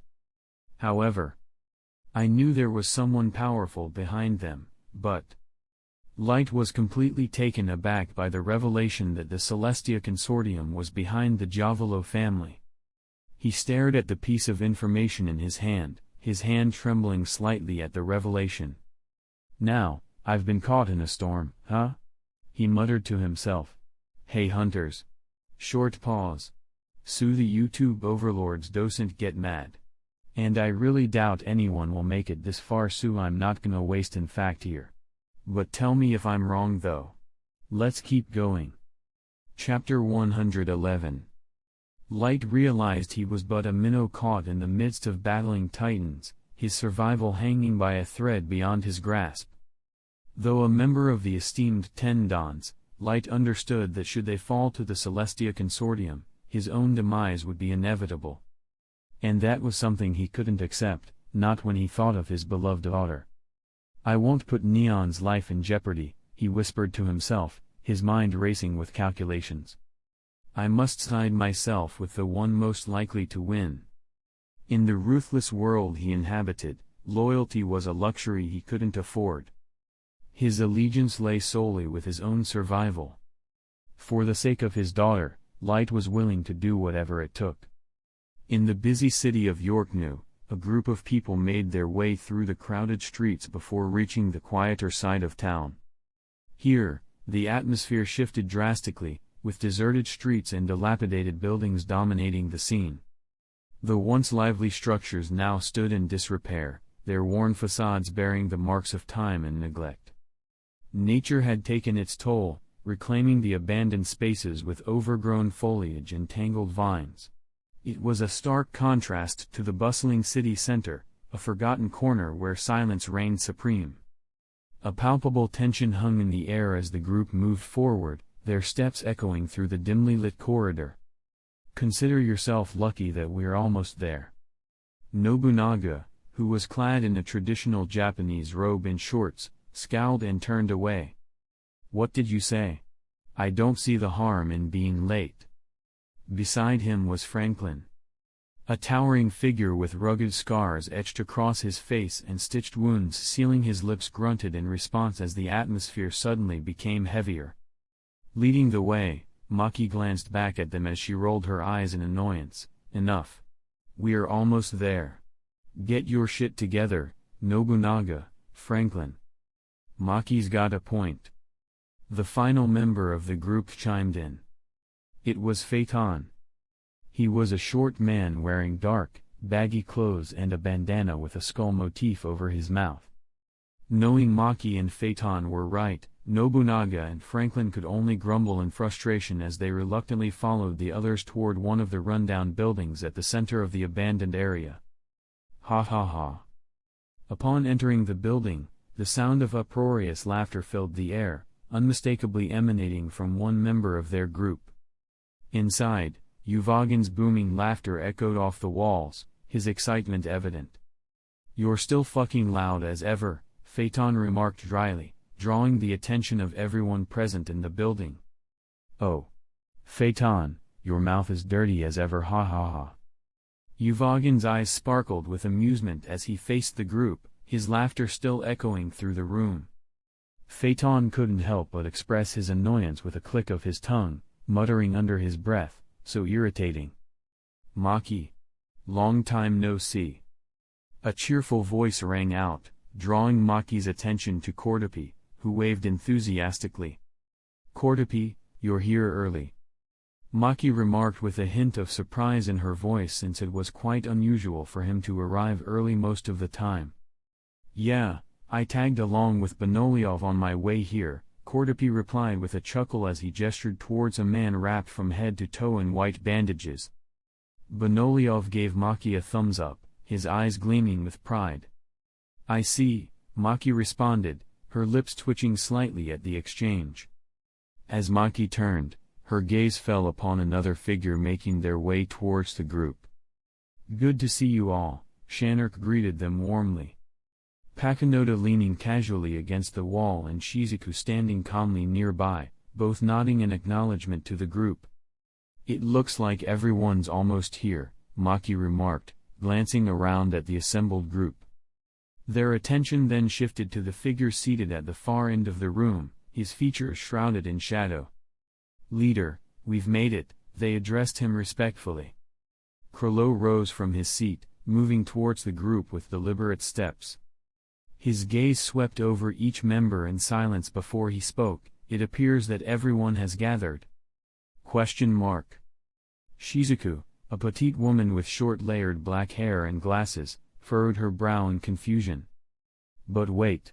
I don't think everyone's here," Finks chimed in with a puzzled mutter, his confusion evident to all. Uvogin scanned the room, counting the members with a finger raised, but his expression turned to one of annoyance as he scratched his head. "That clown isn't here, leader." "No, he's already here," Krollo's response was calm but firm. Everyone was suddenly alarmed as they swept through the group and all eyes turned towards a shadowy corner. Kek. Slowly, Hisoka's figure emerged, a knowing smile playing on his lips, and his eyes closed in amusement. "Ah, it seems you can sense my presence, as expected," Hisoka remarked with delight. A predatory gleam flickered in Hisoka's eyes as he glanced towards Krollo, a silent hunger simmering beneath his composed exterior. "Kek. I'm itching to make my move," he thought to himself, a hint of excitement in his demeanor as he licked his lips. Uvogin's temper flared at Hisoka's little prank, and he unleashed a barrage of berating words, but Hisoka merely offered a casual apology, further infuriating Uvogin. The tension in the room immediately skyrocketed. However, Krollo remained unperturbed by the escalating situation. He spoke slowly. "Now that we're all gathered, it's time to discuss our objective." Krollo proceeded to outline their mission. An upcoming auction, initially believed to have been cancelled, was actually still scheduled to take place, albeit discreetly. "How confident are we about the authenticity of this information?" Pakunoda voiced her concern. Maki quickly responded, her tone assured, "Don't worry, I obtained the details from a reliable source." "Reliable source?" Shizuku blinked in surprise, Maki wearing a smug expression as she spoke up confidently. "Yeah, I got the scoop from some clueless guy who got invited. He spilled the beans without even realizing it." Kek. The group's interest was piqued, with Hisoka offering a small, knowing smile in response. "And besides that, I've been keeping tabs on some shady characters who seem to be involved in setting up the auction. The chances of this intel being legit are around 87%." Shanark interjected while fiddling with his device. "Sounds legit." With everyone seemingly convinced, Uvogin's excitement was palpable. All eyes turned to Krollo, waiting for his input as he slowly opened up his mouth. A few hours later, a sleek car glided to a stop outside a lavish building. Sin emerged first, holding the door open for Raymond, who followed suit, stepping out with a small smile playing on his lips. Sensing the attention of onlookers, Raymond chuckled softly, his demeanor confident as he led the way inside. "Let's go in, Sin," he said, beckoning his companion to follow. Chapter 112. As Raymond approached the entrance, the murmur of voices from the main hall grew louder. Stepping into the main hall, Raymond instantly became the center of attention. Conversation ceased, and all eyes turned towards him, creating an eerie silence. "That young man. He's younger than I expected. Raymond Celestia." Whispers and murmurs rippled through the gathered guests, heads turning as they discreetly pointed fingers in Raymond's direction. "Oh?" Raymond's eyes twinkled with amusement as he listened to the whispers around him. It was evident that they recognized him immediately.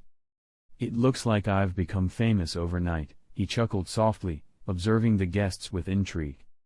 However, Sin's demeanor tensed slightly as he glanced at Raymond. "Master." "I understand, it's okay," Raymond interrupted him, sensing what Sin was about to say. His eyes sparkled with amusement as he observed the crowd. It was evident that many of them were skilled and well-trained individuals. So, it seems like these folks are part of their force. This is actually even better, Raymond mused quietly to himself. Despite the seemingly casual chatter among the guests, Raymond noticed their vigilant postures and the way they kept eyeing him. He knew that at the slightest hint of trouble, they would swiftly draw their concealed firearms hidden within their suits. Sin nodded tensely, his eyes darting around the room with vigilance. Despite Raymond's reassurance, Sin couldn't shake off his unease. The sheer number of well-trained individuals in the hall was overwhelming. "Damn it," Sin muttered under his breath, his teeth clenched tightly. He knew that if a conflict were to erupt and those people turned hostile, he would be more of a liability than the bodyguard he was supposed to be.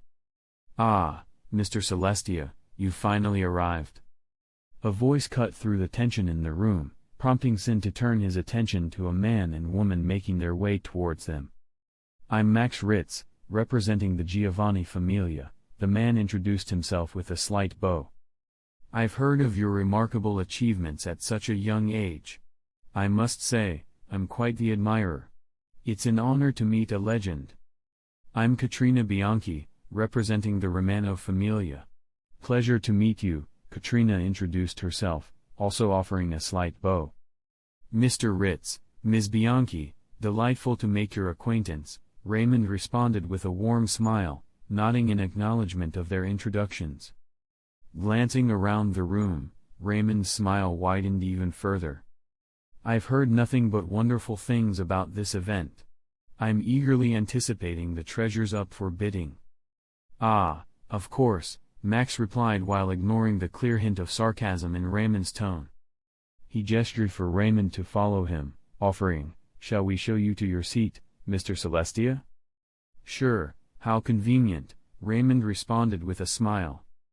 They made their way towards the seating area, engaging in polite conversation as they navigated through the elegantly dressed crowd.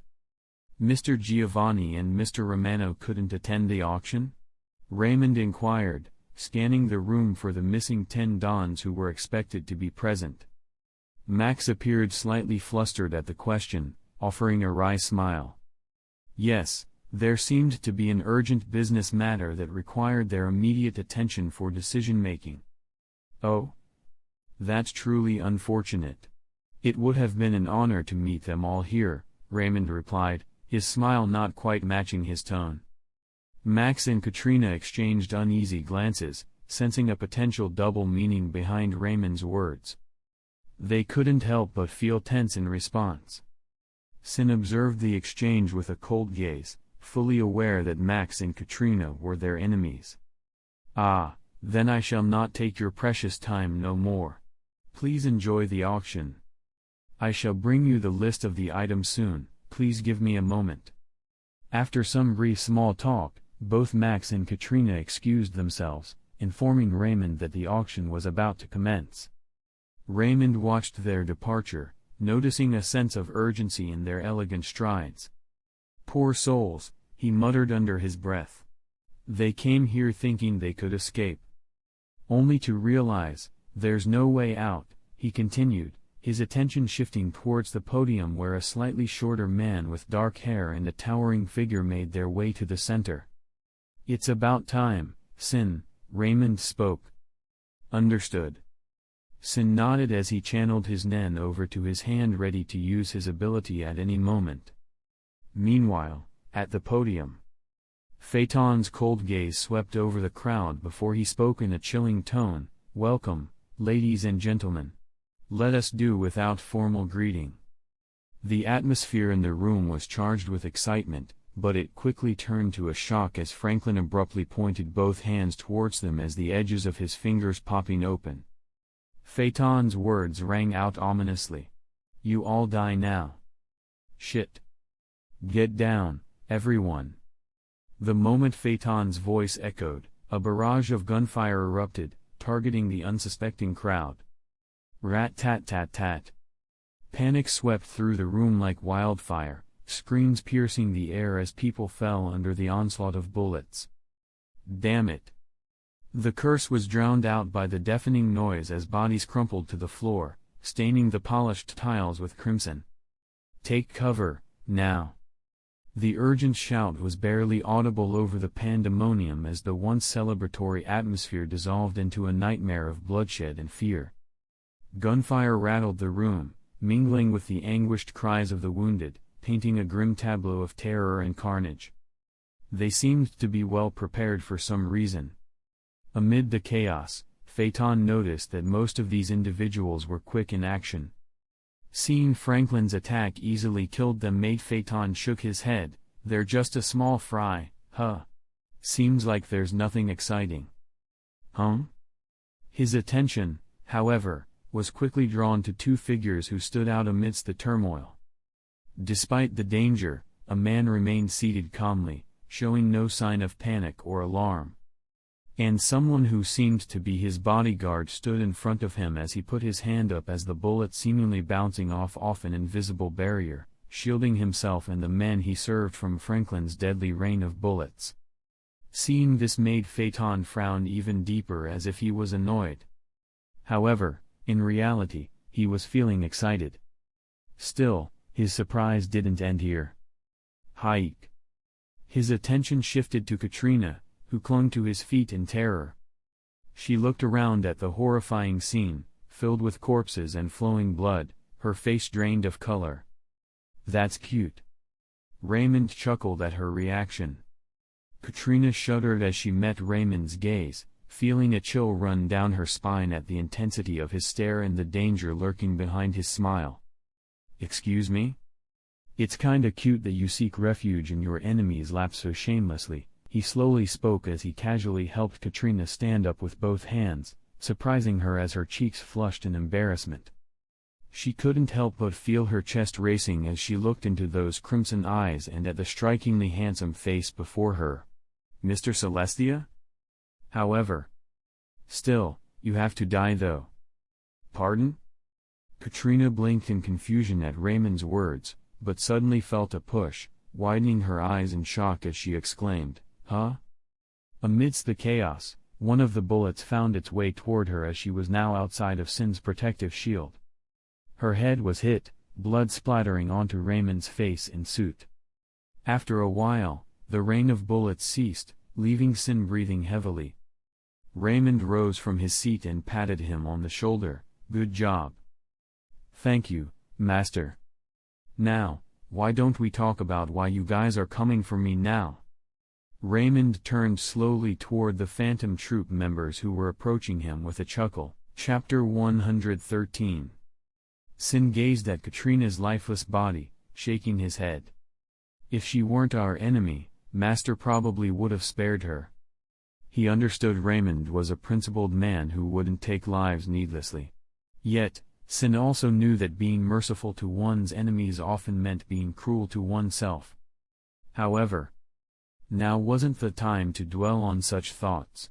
His Nen surged forward, charging the air around him.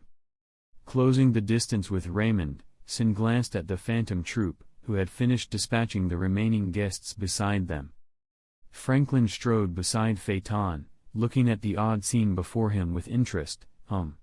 These two seem quite skilled. Skill matters a little. They will die soon enough.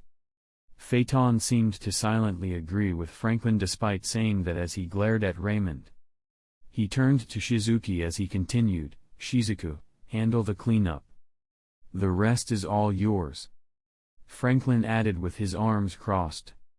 All right, Shizuku responded from the second floor, surveying the scene below to confirm that all those attempting to flee had been killed. She then leaped down to Phaeton's side, clutching a vacuum-like creature in her hand. Let's do it, Blinky-chan. Channeling her Nen into the creature, she addressed it affectionately. Placing the vacuum over the field strewn with corpses and blood, it sprung to life, swiftly sucking up the remnants until the area was immaculately clean. Raymond observed Shizuku's ability with interest. That's really convenient. That will certainly erase any traces of their existence in this hall. Thank you for your compliment. Shizuku tilted her head slightly in response. She was feeling a bit perplexed. Shizuku couldn't help but wonder why Raymond appeared so indifferent towards these people. She glanced at Sin, who seemed visibly tense as she silently thought, his bodyguard doesn't seem to be as calm, though. Raymond shook his head at Shizuku's seemingly innocent response. If he didn't know better, he would have thought this woman in front of him had no clue about the harsh truths of the world.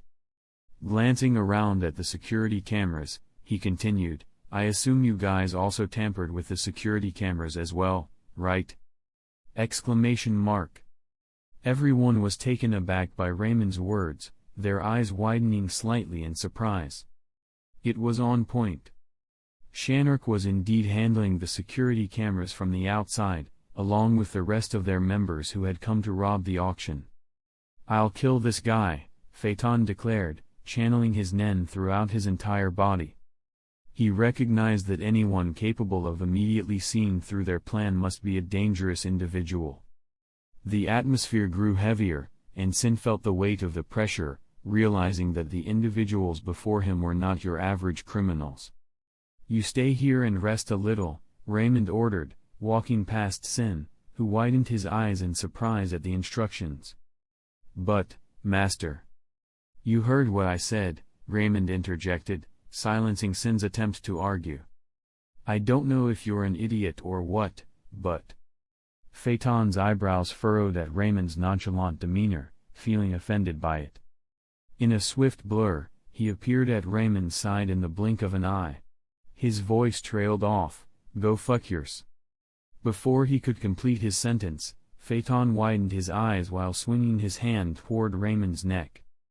To his surprise, he realized that a pair of crimson eyes were staring right at him, sending a jolt of alarm through him. That's not nice. In a fluid motion, Raymond closed the distance in a flash and launched a powerful kick toward Phaeton. Please don't underestimate me. You. Phaeton's reflexes kicked in, crossing his arms in a desperate attempt to block the incoming blow. Boom.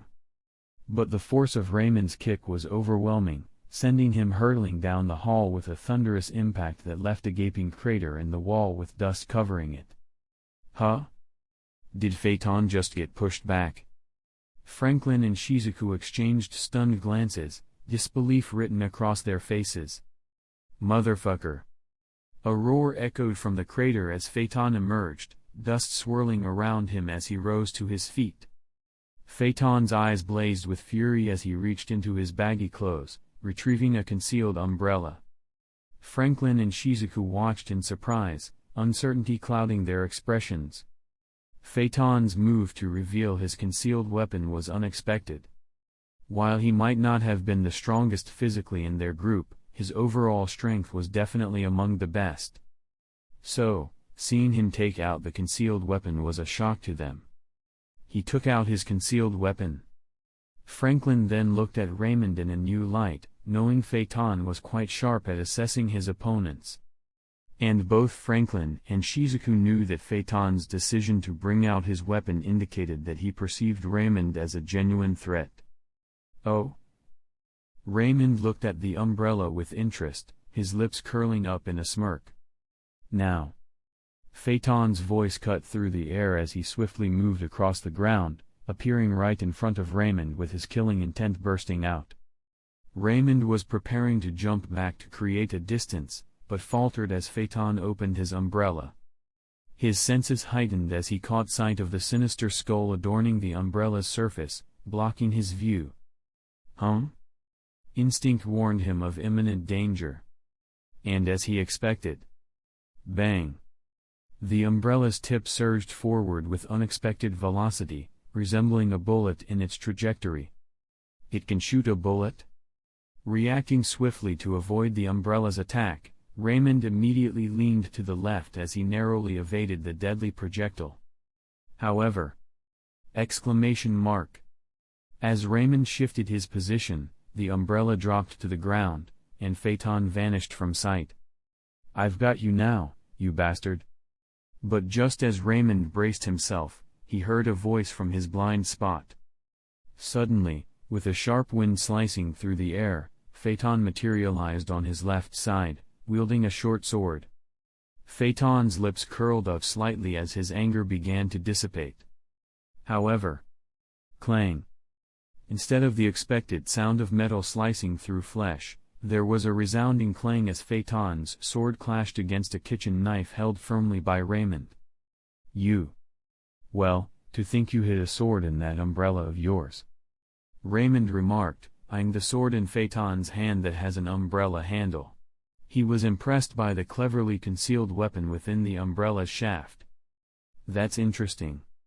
With a swift rotation of his body, Raymond delivered a powerful kick, which Phaeton deftly blocked with his hand. Interesting, my ass. The impact propelled Phaeton backward, and he landed beside Franklin and Shizuku. He glared angrily at Raymond, feeling his ego bruised repeatedly by Raymond's nonchalant attitude toward their fight, treating him as if he were insignificant. The three members of the Phantom Troop exchanged glances, a surge of Nen energy enveloping the entire building. They regarded Raymond with a serious expression as he closed his eyes. Exclamation mark. When he reopened them, a strong pressure clashed with theirs as Raymond's crimson eyes glowed, sending a chill down their spines. Now, why don't you all stop wasting my time and come at me together? Chapter 114. Killua, how many more do I need to defeat? Gon whispered to Killua as he sat on a simple chair with a small table and an additional chair on the other side, surrounded by people. A while back, Gon had opened the item his father had left behind and discovered it was a memory card for a game called Greed Island. However, due to its high price, they embarked on an adventure to raise funds. Killua massaged his chin, recalling that Gon had already defeated about 500 people tonight. He scratched his head, hesitant to reveal the true number. You still have a lot more to go, he replied, avoiding the demotivating truth that Gon still had 899,500 more people to defeat. Oh. Seems like our arm wrestler is getting tired. Leorio's loud voice echoed, capturing everyone's attention.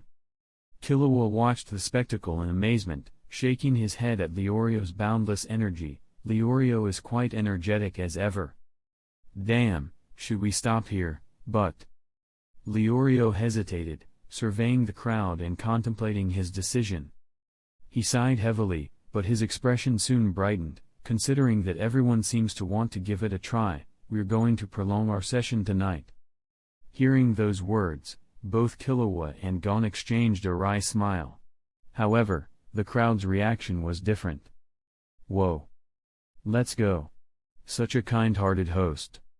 Moved by Leorio's words, the crowd felt motivated to try and defeat the almost tired Gon.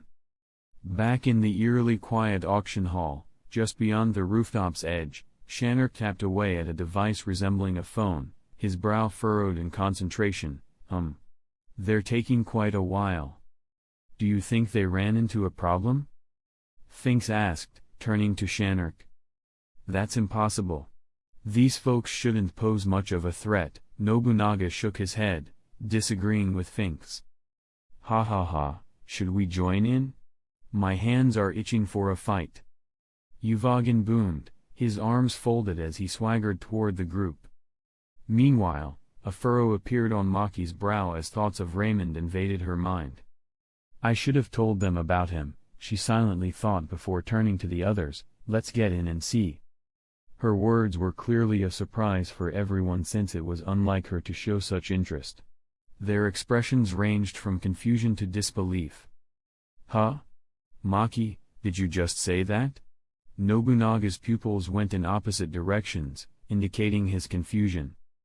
Finks raised an eyebrow, his gaze fixed on Maki. What's gotten into you? Uvogin scratched his head, a puzzled expression on his face. I think I heard something strange just now. Hey, relax, guys. They're all strong. Whoever they're up against, they should be able to handle it, Shannon chuckled, trying to lighten the mood.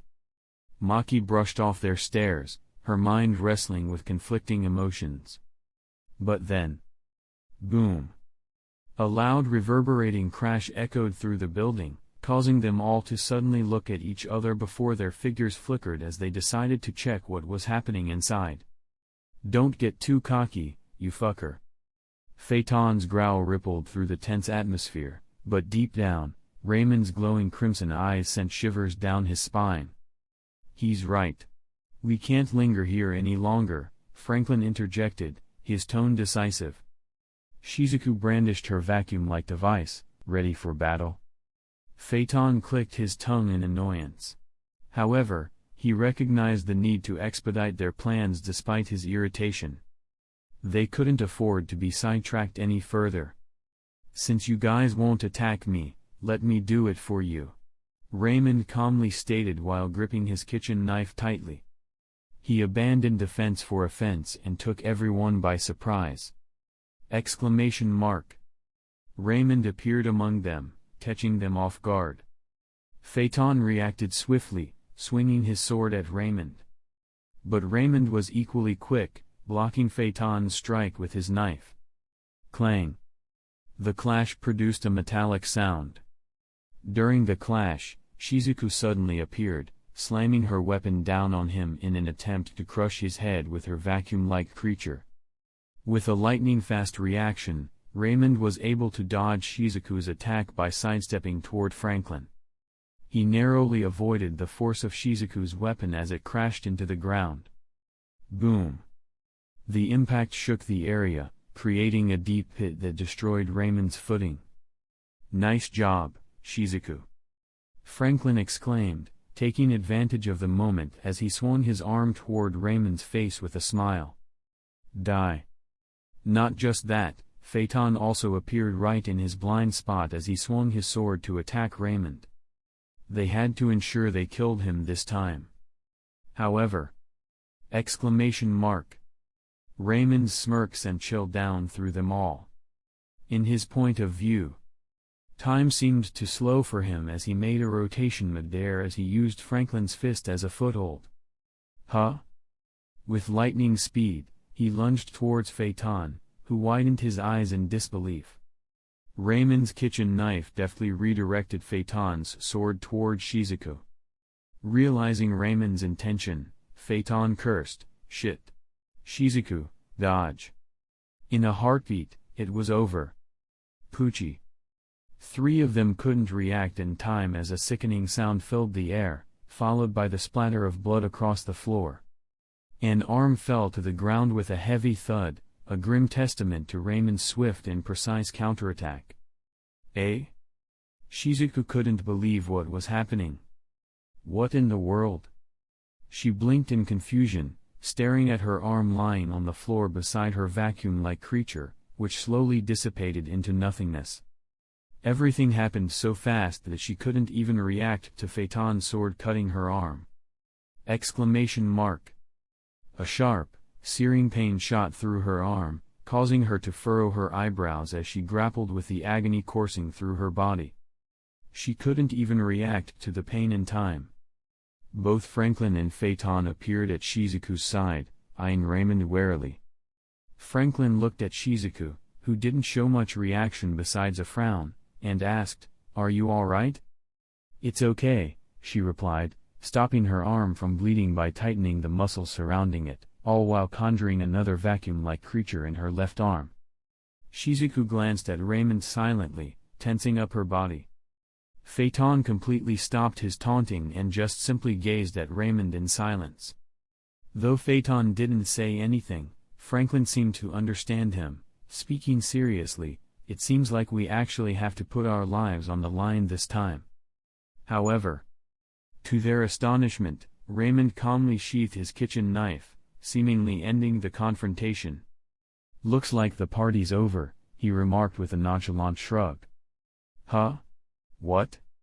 What the hell is wrong with this motherfucker?" Confusion flashed across their faces at his sudden change in demeanor. Yet, before they could process his words, they sensed a formidable presence approaching from their side. Turning, they were met with the sight of their fellow Phantom Troop members appearing beside them. Their attention, however, was swiftly diverted to the entrance, where two imposing figures made their entrance. Zeno and Silva Zoldyck? The old man, Zeno, with his stark gray hair, and the muscular middle-aged man, Silva, with his light blonde locks, strode into the room confidently. Well, what do we have here? Seems like quite the gathering. Mind if an old man joins the fun? Chapter 115. Shizuku. Maki exclaimed, seeing one of Shizuku's arms severed. She couldn't help but turn to look at Raymond, growling, "You bastard, how dare you? Come on, I didn't do it. It was one of your friends over there who cut her arm." Raymond chuckled while pointing at Phaeton, whose eyes were laced with killing intent as he looked at him. "You think I'm stupid?" Maki shouted at him, her annoyance evident. She believed Raymond was playing games, which in essence was true. However, it was also true that it was Phaeton who ended up severing Shizuku's arm. The atmosphere grew tense with the arrival of a third party. Sin approached Raymond and spoke with concern, "Master, should we still follow the plan?"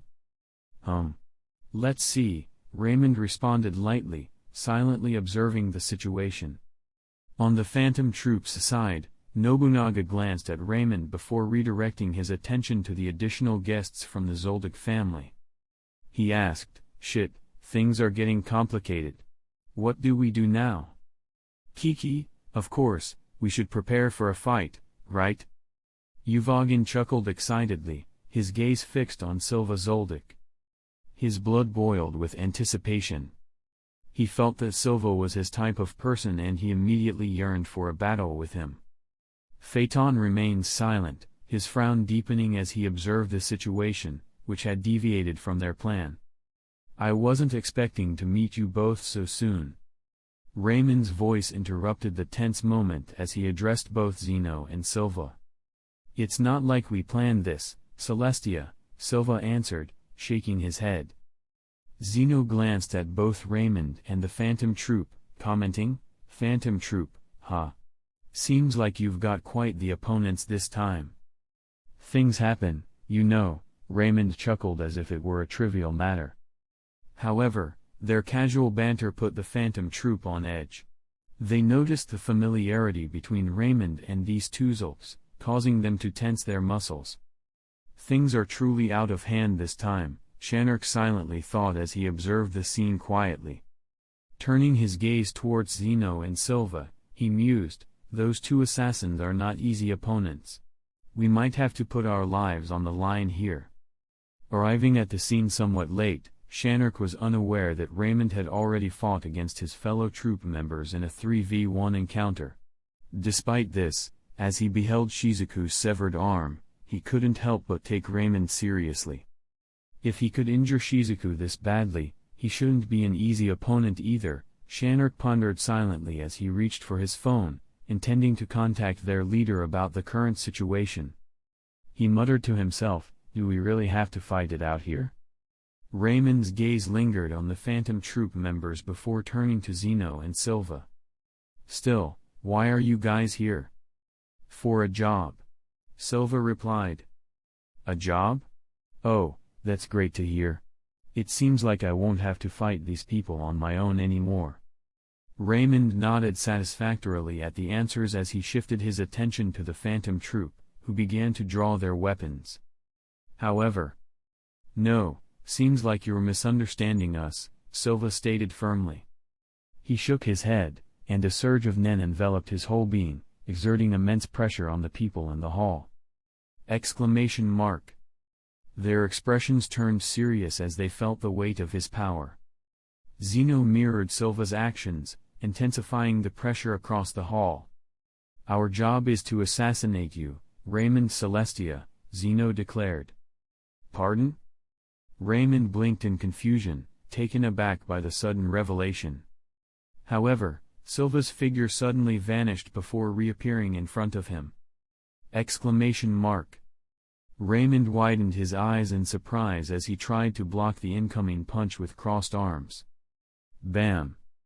Despite reacting in time, the impact sent him hurtling across the hall, creating a crater in the wall with a resounding boom that shook the building.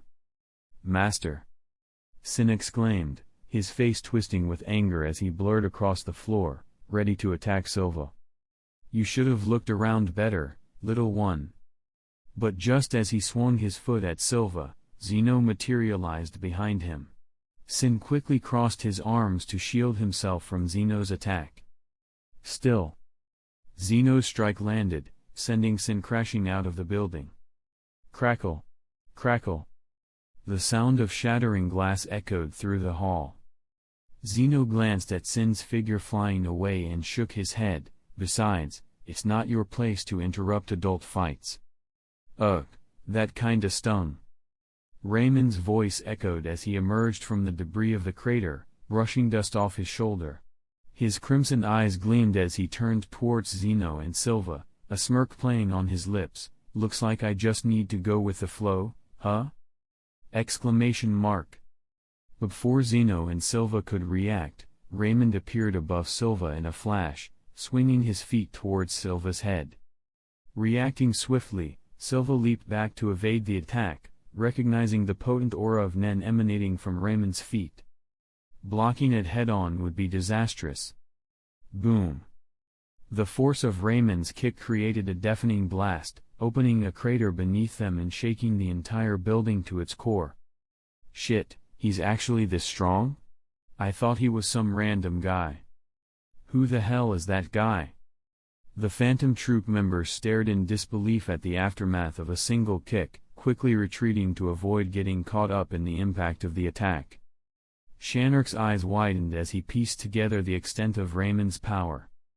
No wonder he could do that to Shizuku, Shanark muttered, turning to look at Shizuku, who had managed to secure her arm before leaping away with them. He examined the wound and commented, Maki should be able to stitch it up.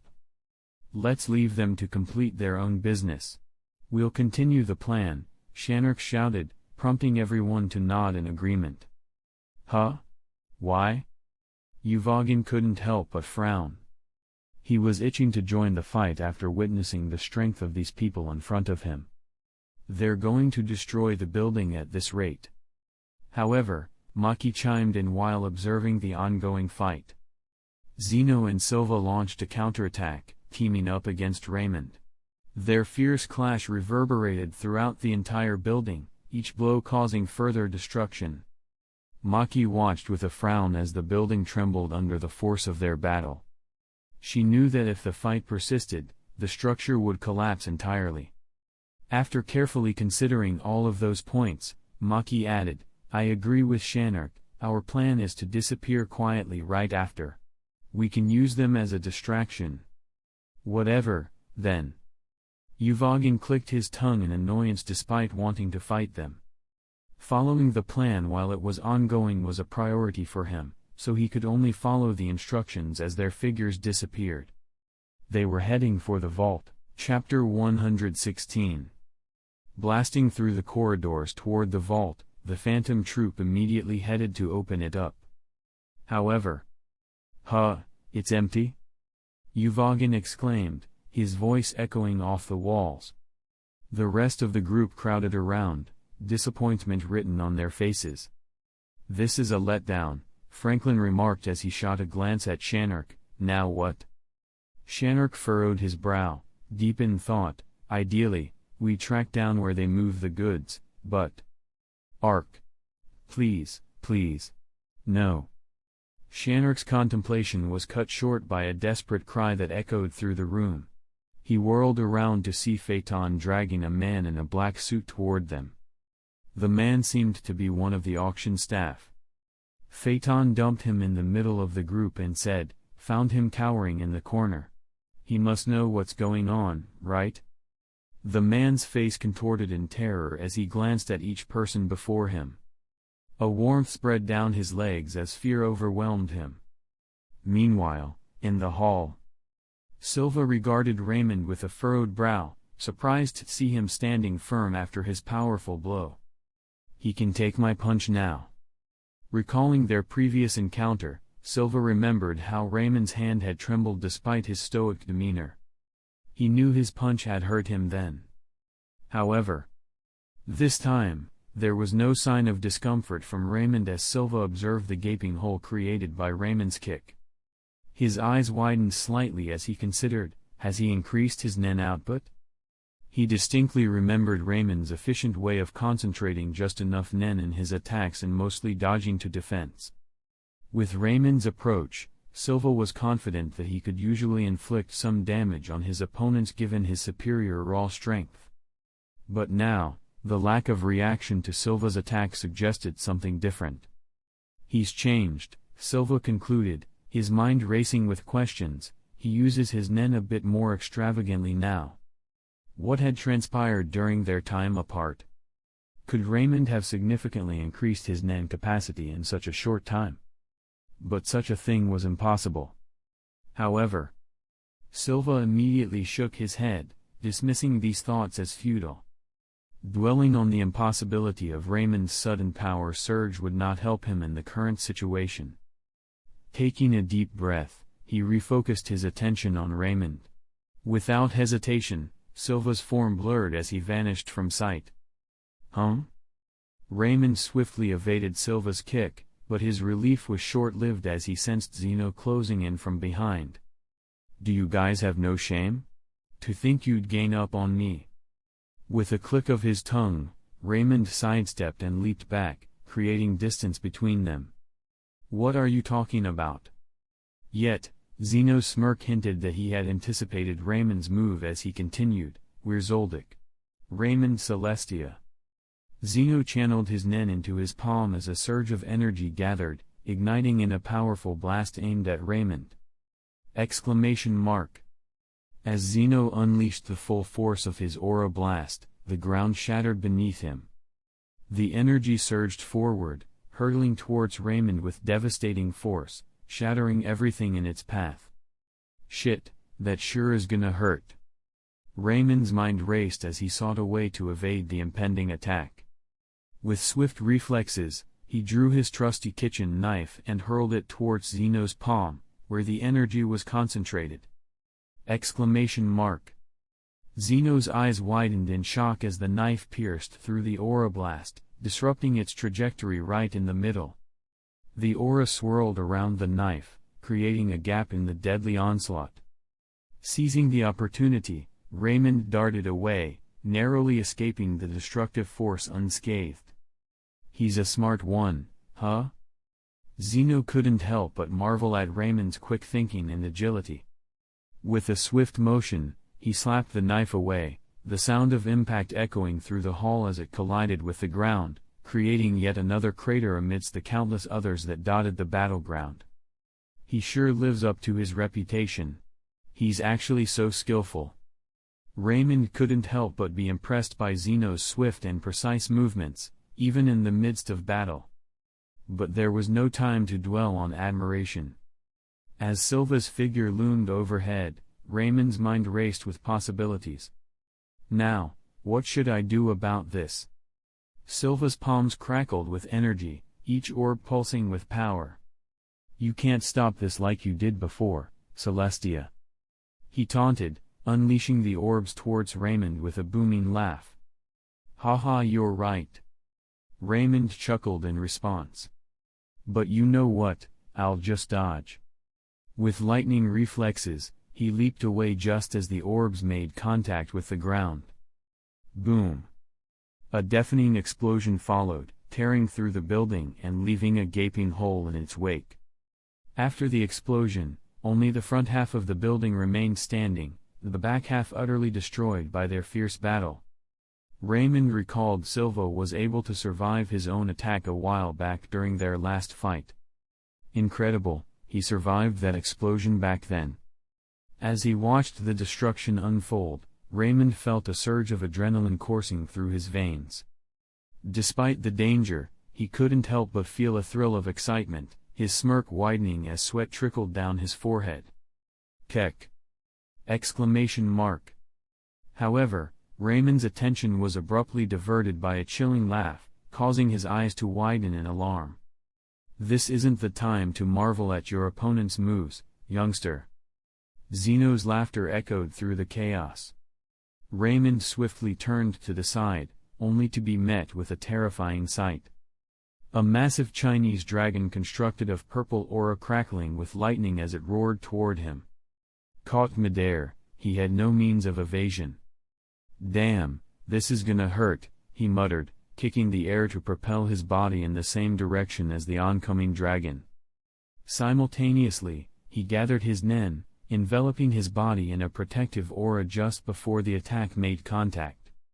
The impact sent Raymond crashing through the remaining half of the building, completely demolishing it with a deafening roar. As the dust settled, onlookers outside caught sight of Raymond's figure hurtling towards the building on the opposite side, like a projectile caught in the jaws of a dragon. As Raymond's body collided with the neighboring building, the electricity in the area flickered and died, plunging the surroundings into darkness and adding to the eerie atmosphere. "Shit, is that a dragon? And someone's in its jaws. Isn't that the young man? It's Raymond Celestia." As the crowd erupted into murmurs and exclamations, reporters scrambled to capture the moment, their cameras flashing rapidly as they realized the significance of this unexpected turn of events. They came to report the news about Raymond Celestia's first-ever public appearance and got exactly what they wanted.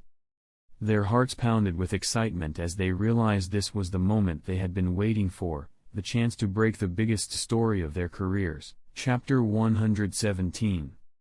Boom. The sudden explosion reverberated through the air, prompting startled cries from the nearby crowd. Exclamation mark. Startled, Leorio's head whipped around to locate the source of the blast. "Damn, what was that?" he exclaimed, his frustration evident as he scratched his head while looking at the people leaving the stall. Seeing the panic around him, he quickly made a decision and turned to Gon and Killua. "The explosion is definitely a bad sign, team.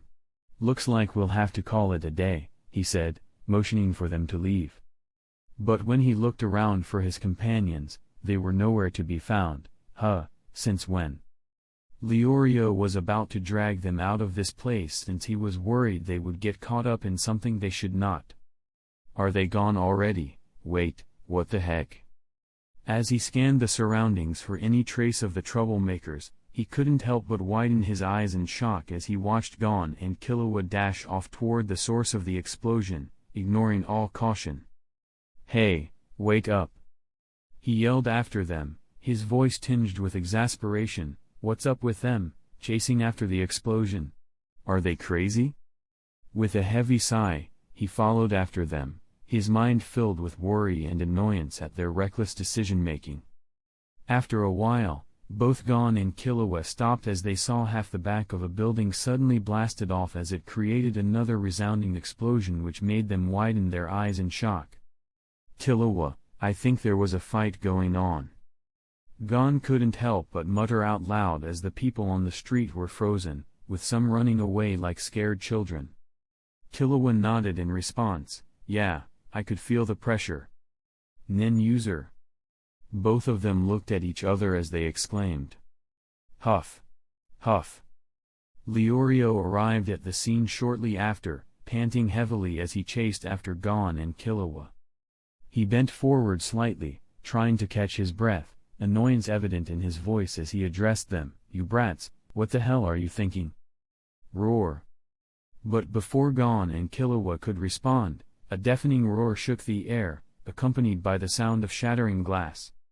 The front half of the building collapsed once more, revealing a colossal dragon emerging from the wreckage. The remnants of the shattered windows rained down onto the street below, adding to the chaos as everyone who was left behind in the street looked at the dragon in shock. "Wah?" Leorio's mouth fell open in shock at the unbelievable sight before him. This dragon," Killua muttered, eyeing the majestic creature before him. Killua, look." But Gon's sudden movement caught his attention. He turned to see Gon pointing towards someone caught in the jaws of the dragon. Both boys exclaimed in shock, "Raymond?" Their astonishment only grew as they recognized the figures in the chaos. Isn't that? They're definitely from the Zoldyck. Shit, Zoldyck is assassinating Raymond Celestia. This will be major news. Zeno and Silva burst out of the wrecked building, their figures illuminated by the dim surrounding lights. They soared across the gap towards the building on the opposite side, now in ruins from the dragon's crash along with Raymond in its jaw. The crowd erupted in shock and confusion as they watched all of this. Click. Click. Click. Reporters scrambled to capture the unfolding drama, their cameras flashing relentlessly. Both Gon and Killua exchanged a determined glance before vanishing from sight in an instant. Damn, they're really going for it, aren't they? Leorio muttered under his breath, his frustration evident as he rubbed his temples. He watched the spot where the boys had disappeared, torn between chasing after them or staying put. Fuck this. With an exasperated sigh, he made up his mind, I can't just leave them on their own. As Zeno and Silva entered through the gaping hole in the building, they found Raymond casually brushing dust off his shoulder, a smile playing on his lips. You two don't hold back, do you? He chuckled as he casually remarked, totally unfazed by the attack he took on a while ago. Silent, Zeno and Silva exchanged a glance, both impressed and wary of Raymond's resilience. They could see that Raymond was not faking his condition at all and was genuinely unscathed. Zeno observed his dissipating aura, which now barely looked like a dragon at all, with a frown. However, he then noticed a sinister nen, not of his own making, consumed its head. His eyes narrowed with recognition. So, this is how he blocked my attack, huh? Such a dangerous nen. His ability, Dragon Head, allowed him to form a dragon head that served as the foundation for his other abilities. And different from his Dragon Lance, where a small dragon was formed to attack his opponent as if he was wielding a spear.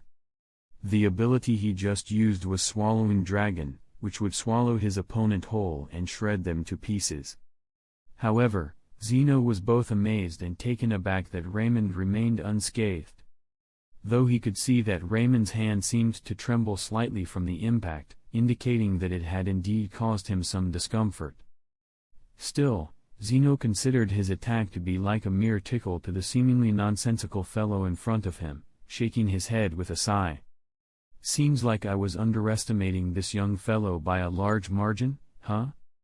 Zeno muttered to himself, his eyes fixed on Raymond, who was casually strolling around the building, seemingly unperturbed.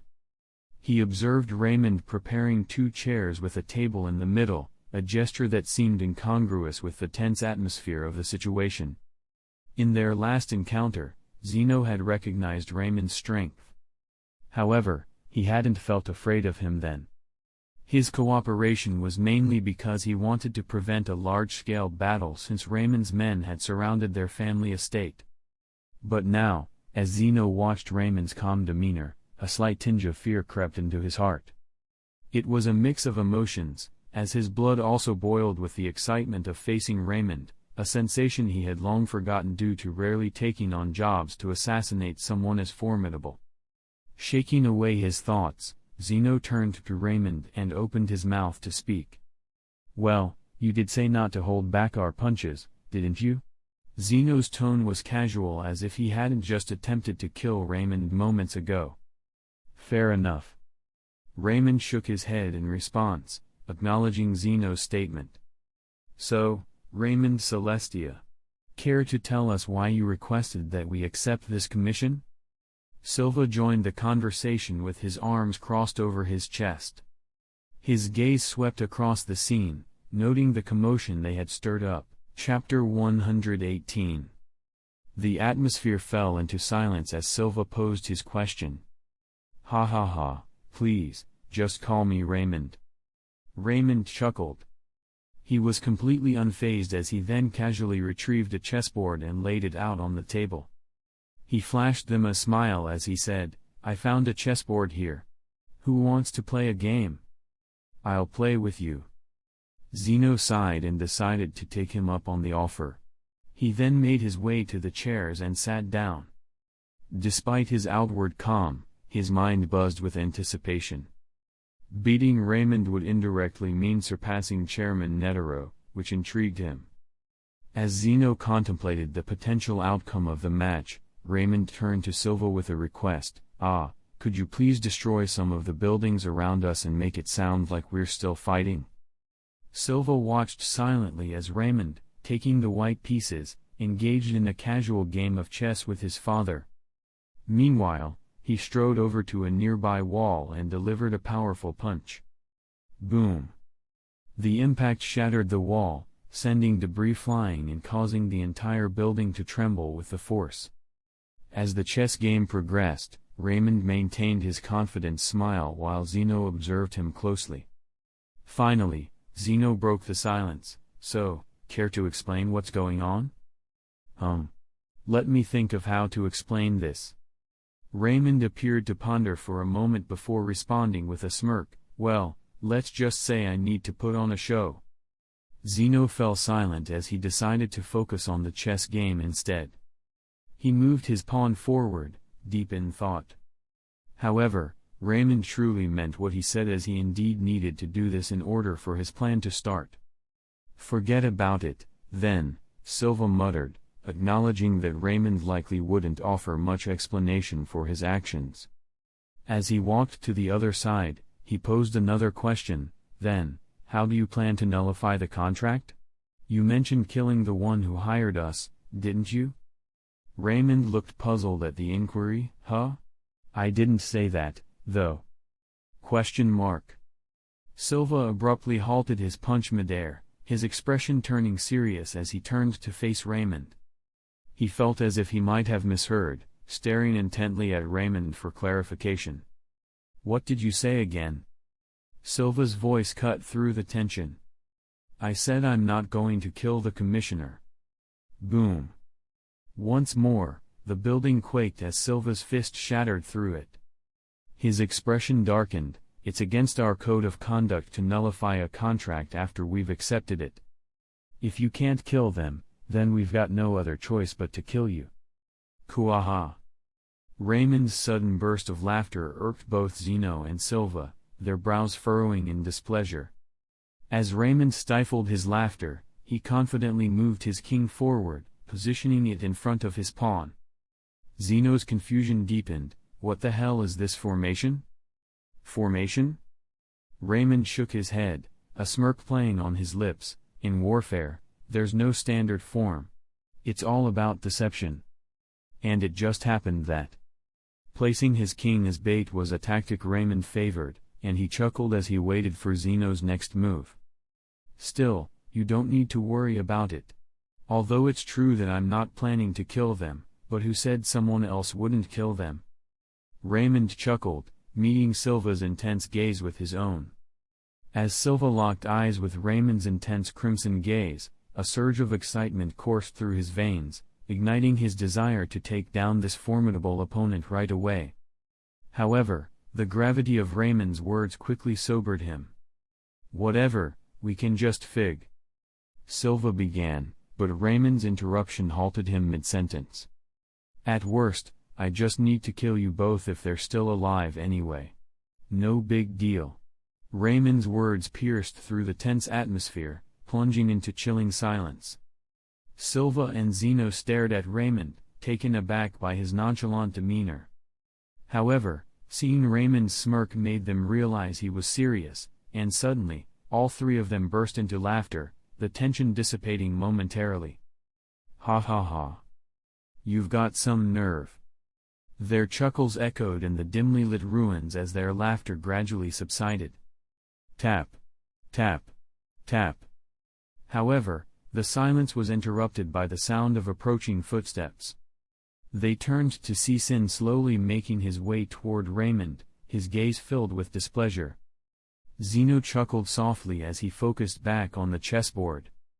Sin shook his head as he then shifted his attention back to Raymond, whispering, "They've taken the bait, master." "Oh? I see." Raymond's crimson eyes gleamed with a chilling light, his smile fading away. He muttered, "Well, I guess we can continue our plan without much issue then." Zeno and Silva exchanged silent glances, intrigued by the new development. Their eyebrows raised in interest as they felt another presence coming. "Eh? I'm confused. Dad, Grandpa, aren't you guys fighting Raymond?" Gon and Killua exchanged bewildered glances as they surveyed the scene before them. Despite the earlier explosion and the ensuing chaos, they found Zeno sitting with Raymond, engaged in a game of chess amidst the rubble. The dim lights from the city outside cast eerie shadows across the destroyed building, adding to the surreal atmosphere. Their confusion deepened as they struggled to make sense of the situation. Leorio arrived and he immediately joined the group with his expression mirroring their confusion. "What the hell?" He blinked repeatedly as if trying to snap out of a daze. "Oh, that?" Raymond chuckled, making another move on the chessboard. His pawn captured Zeno's trapped knight. "We did have a fight," he confirmed. "Seriously?" Killua's curiosity piqued. His eyes sparkled with excitement. "So, who came out on top?" Both Killua and Gon had their curiosity piqued as they ran up to the group. They glanced at the chessboard before turning to Raymond, eager for an answer. Meanwhile, Zeno frowned at the unfolding situation on the board. He clicked his tongue in annoyance, moving his king back to its original position. Raymond smirked at this and advanced his own king piece. Zeno's eyes widened in realization as Raymond posed the question, "Who won, huh?" "That's a question I can answer," Raymond declared, his eyes gleaming with a cunning light. "I won." Zeno fell silent, his gaze fixed on the chessboard as the realization of his defeat sunk in. Raymond's voice echoed triumphantly, "Checkmate." Chapter 119. "What? You all fought him together?" Nobunaga's disbelief echoed across the hot air balloon they were using to escape the auction. Nobunaga's reaction was mirrored by everyone else as they turned their attention to Phaeton and Franklin, then to Shizuku's severed arm. Uvagin blinked in surprise, recalling that the man Phaeton and the others had fought appeared unharmed, which spoke volumes about his strength. Despite this revelation, they remained focused on their mission to loot the auction, having obtained vital information about the empty vault through the interrogation of the auction staff. Meanwhile, Phaeton remained silent, his expression tight-lipped, refusing to engage. He felt annoyed by their reaction and looked away, his irritation palpable. Meanwhile, Franklin shook his head, observing the ongoing battle in the auction hall below. The guy managed to take on both Zeno Zoldyck and Silva Zoldyck head-on. He's a formidable opponent. Arg. I should have stayed and fought, Uvagin lamented, scratching his head with frustration as he glanced back at the wreckage of the auction hall. He regretted not following his instinct to join the fight. Meanwhile, Maki frowned and turned to Shizuku. "Let me stitch up your arm first, Shizuku." She had expected Raymond to be formidable, but knowing him to take on 3 of their members left her completely astonished. The presence of Phaeton among them made it even more unbelievable to her. Maki couldn't deny that she had underestimated Raymond. However, strangely, she didn't feel repulsed by this realization.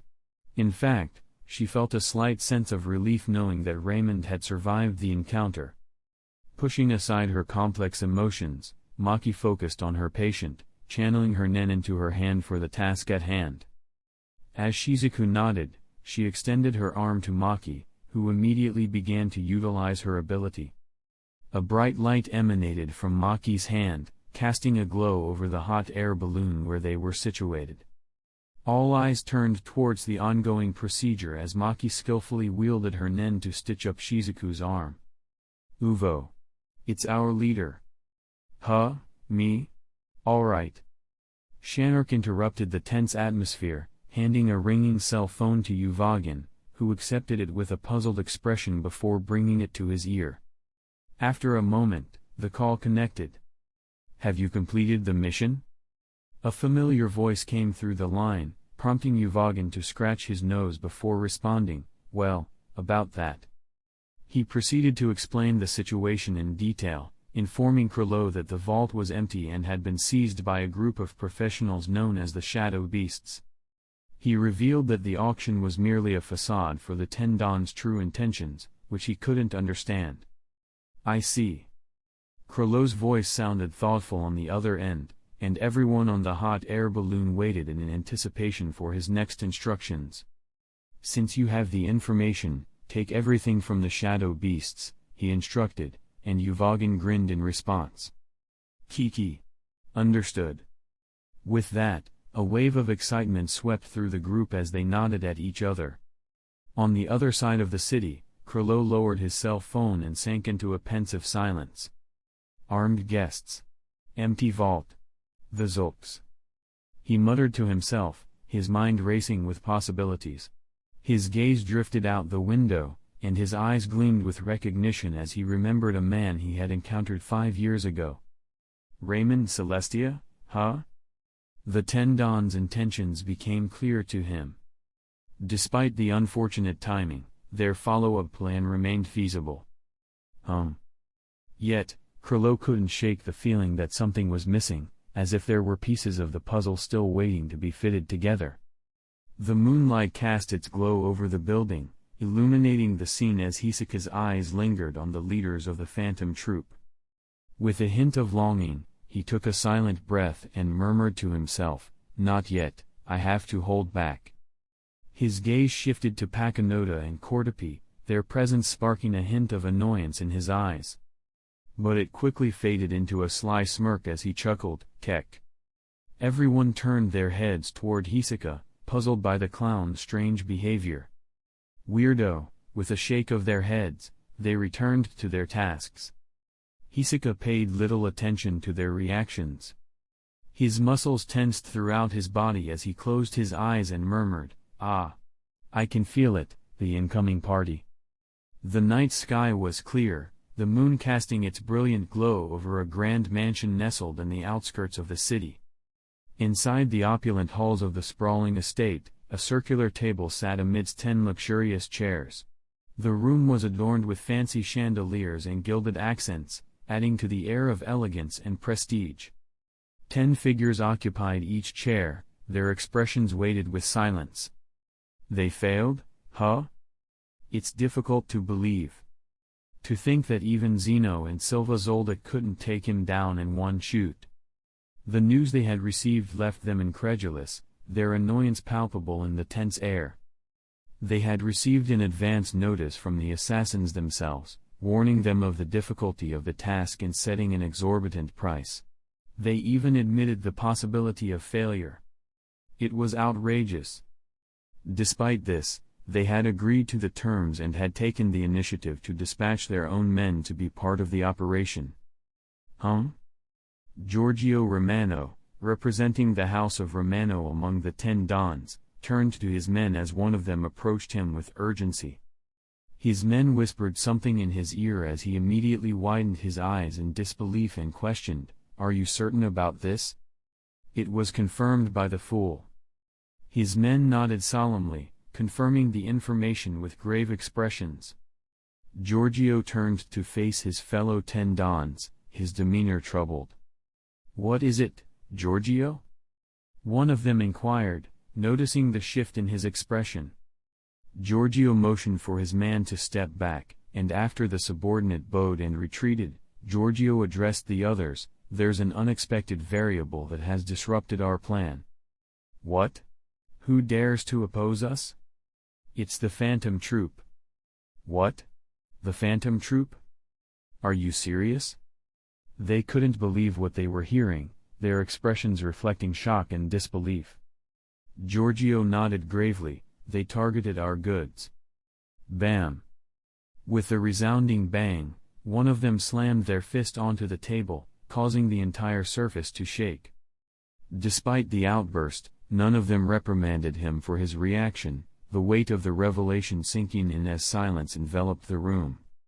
In the midst of the desert, Kurapika and the Nostrade family's bodyguards pressed on toward their destination, determined to retrieve the auction merchandise now that they knew the vault in the ruined auction hall was empty, likely indicating theft. "We're nearing the target," Prepare for action, Dalzonel announced as their vehicle sped across the terrain. Chapter 120. A car sped through the desert, racing towards Yorknu City, clearly in a hurry. Inside the car, tension hung heavy as the Nostrade family bodyguards cast wary glances at their new passenger. It was none other than Uvogin, the 11th member of the Phantom Troop. Uvogin attempted to shift his body but found himself completely immobilized, unable even to twitch a finger. Exclamation mark. The tranquilizer administered by one of the Shadow Beast members he had defeated moments ago had left him paralyzed. As Kurapika's intense bloodlust permeated the car, Uvogin turned to the guy who had chained him as he raised an eyebrow. "Oh? It seems you hold a grudge against me." Kurapika remained silent, his mind consumed by memories of recent events. Back then, Kurapika and the others noticed that the caravan of cars from the 10 Dons had abruptly stopped. They followed suit, pulling to the side while maintaining enough distance to avoid detection. As they observed, they noticed a group of people blocking their path. Ha ha ha. But weirdly enough, only one of them went forward as his laughter echoed across the desert. Uvogin grinned as he saw the people from the 10 Dons slowly surrounding him. "Now, it's time for you all to meet your end." Boom. Boom. The sound of gunfire filled the air as the armed mafia members from the 10 Dons launched their attack. Ha ha ha, it's useless. Uvogin's laughter echoed loudly in response as he retaliated. "Huh, Shadow Beast?"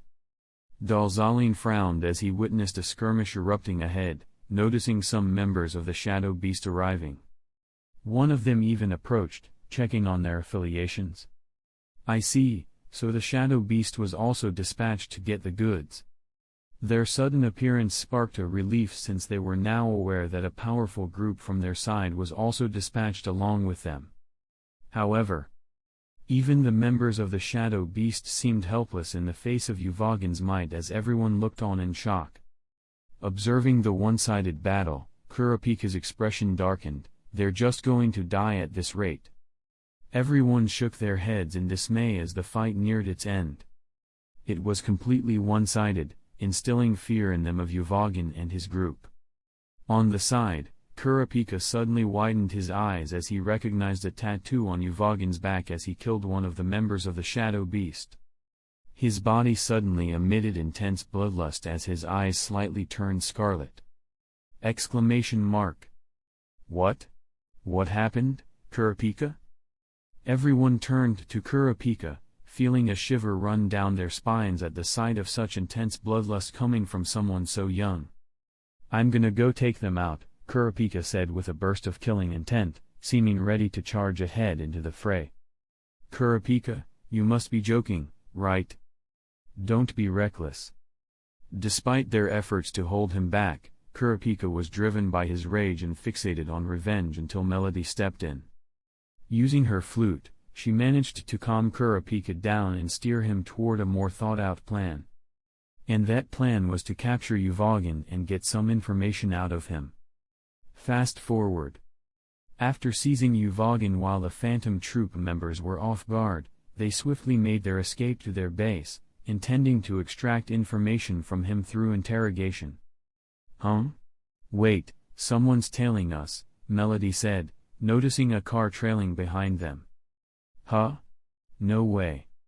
Kurapika's eyes widened as he turned his head around. He channeled his nen over to his eyes and shouted urgently, "It's a thread.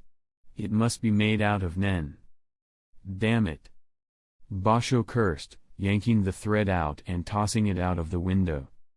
Uvogin watched in silence as the events unfolded before him, unable to move or speak due to the effects of the tranquilizer.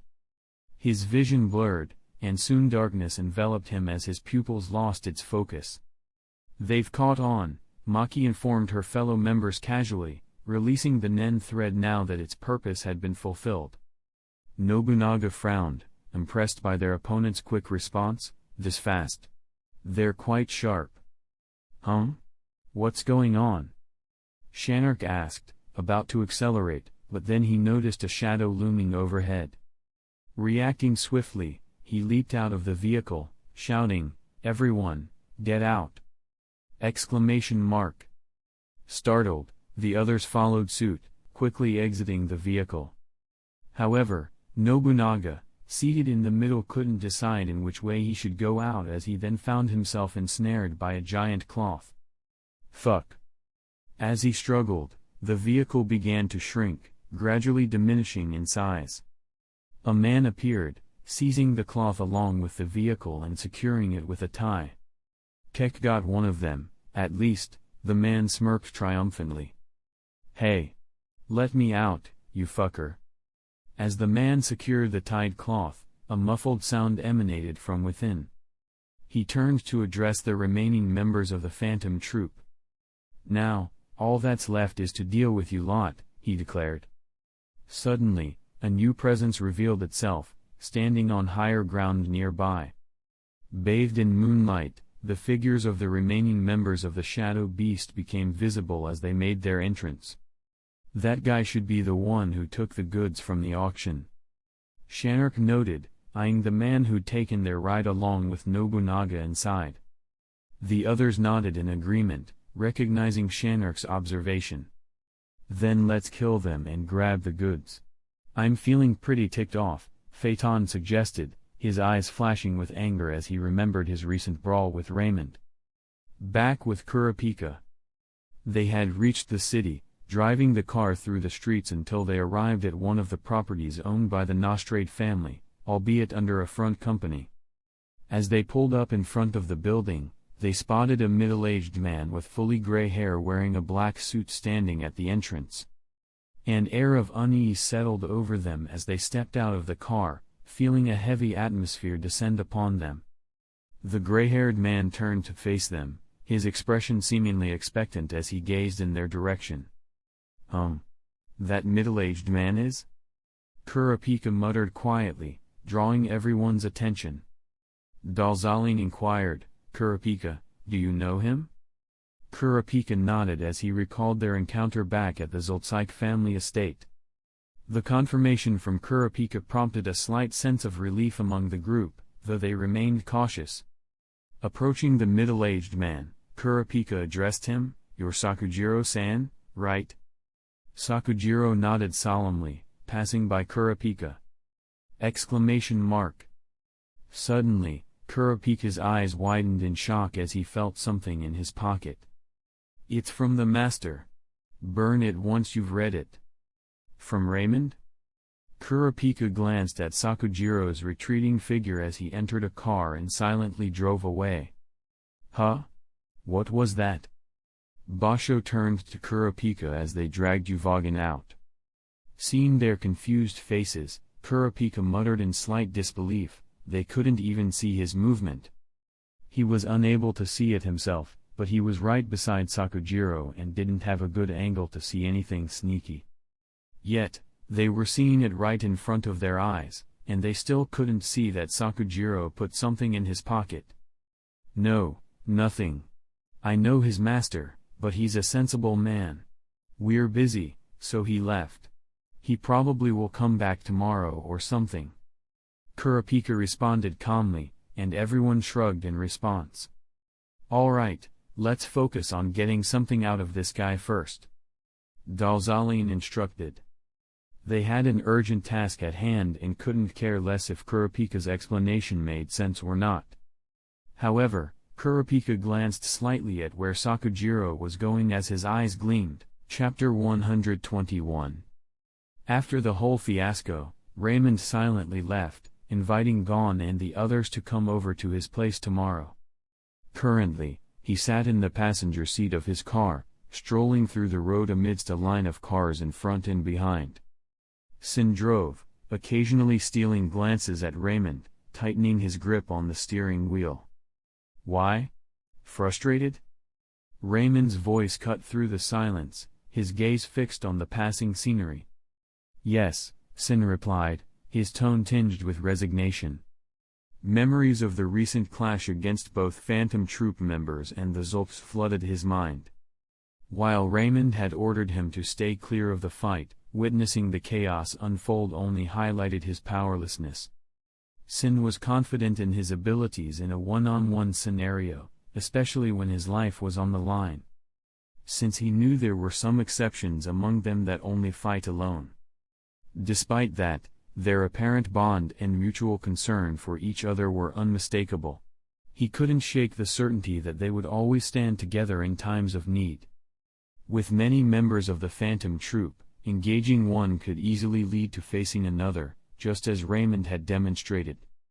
"I'm your bodyguard, yet I couldn't even do anything," he muttered, his frustration evident in his furrowed brow. The clash against the Zulks was even more humiliating. Despite being part of their plan for the fight to be merely a show, being thrown out of it without contributing was a blow to his pride. Raymond chuckled in response, turning his head to look at Sin. "You're already good enough. What you need right now is more experience." "I'll keep that in mind." He knew Sin was strong enough to take on one of the members of the Phantom Troupe on his own with his current strength. Although facing someone like Phaeton might pose a challenge, Raymond was confident that Sin would be able to escape if he found himself overpowered. After all, he always taught the kid that he who knows when he can fight and when he cannot will be victorious. "Master's right. I need to gain more experience," Sin silently thought, his eyes now blazing with determination. Raymond gave a small smile, noticing Sin's determination. Buzz. Buzz. His phone suddenly vibrated, and he took it out to answer it. "It's me. I've given him your message, Master. Should we proceed to the next plan?" Sakujiro's voice came from the other side. Raymond's eyes gleamed as he smiled. "I see. Just stick around for now.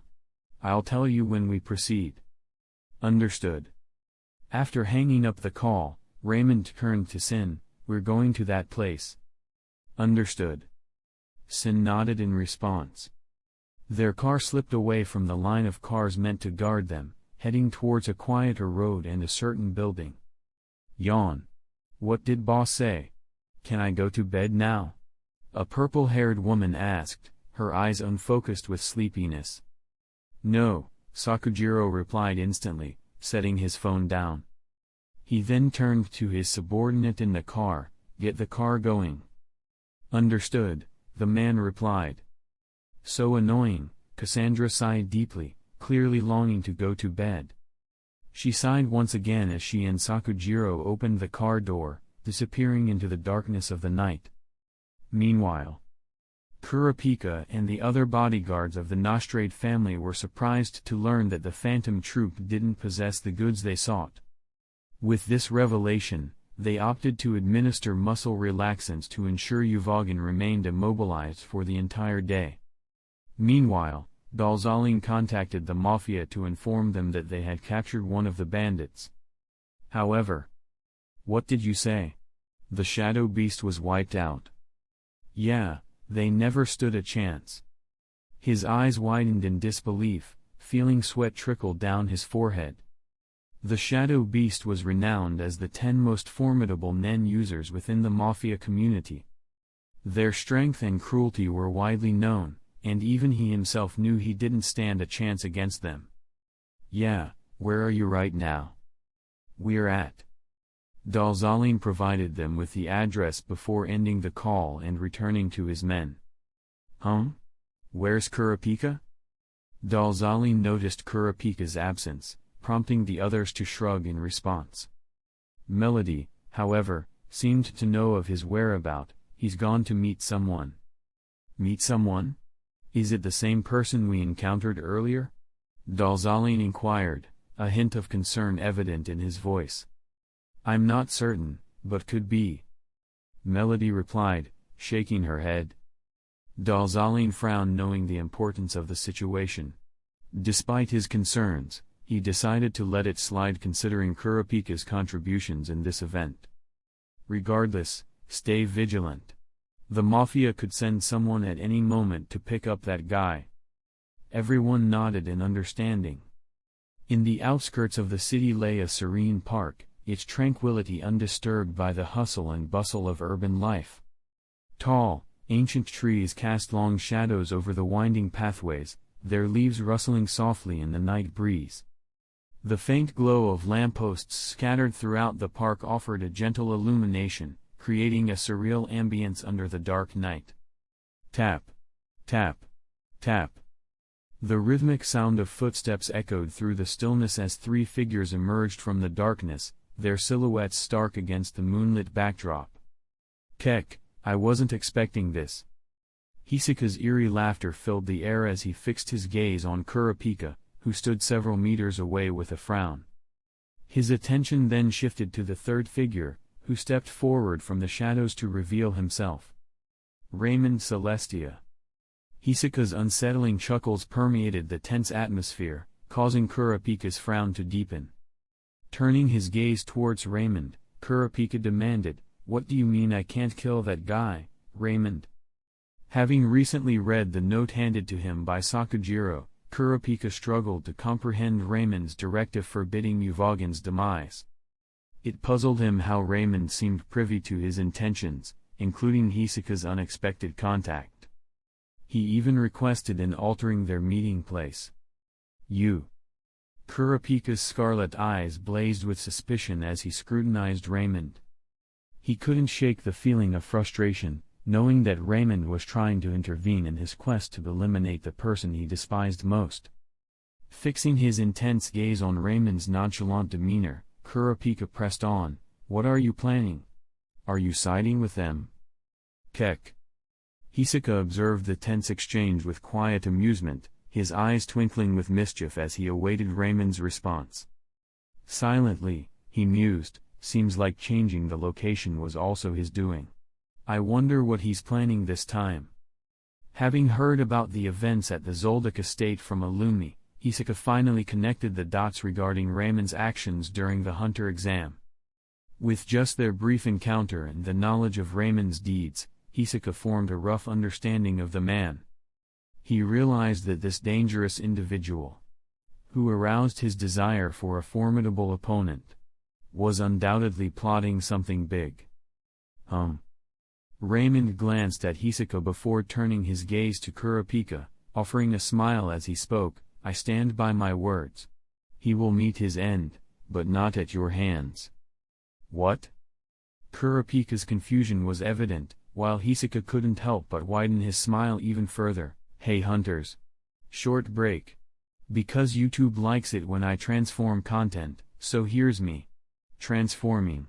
Right now. And again really doubt anyone will make it this far soon. Let's keep going with the fanfic." Chapter 122. You've arrived?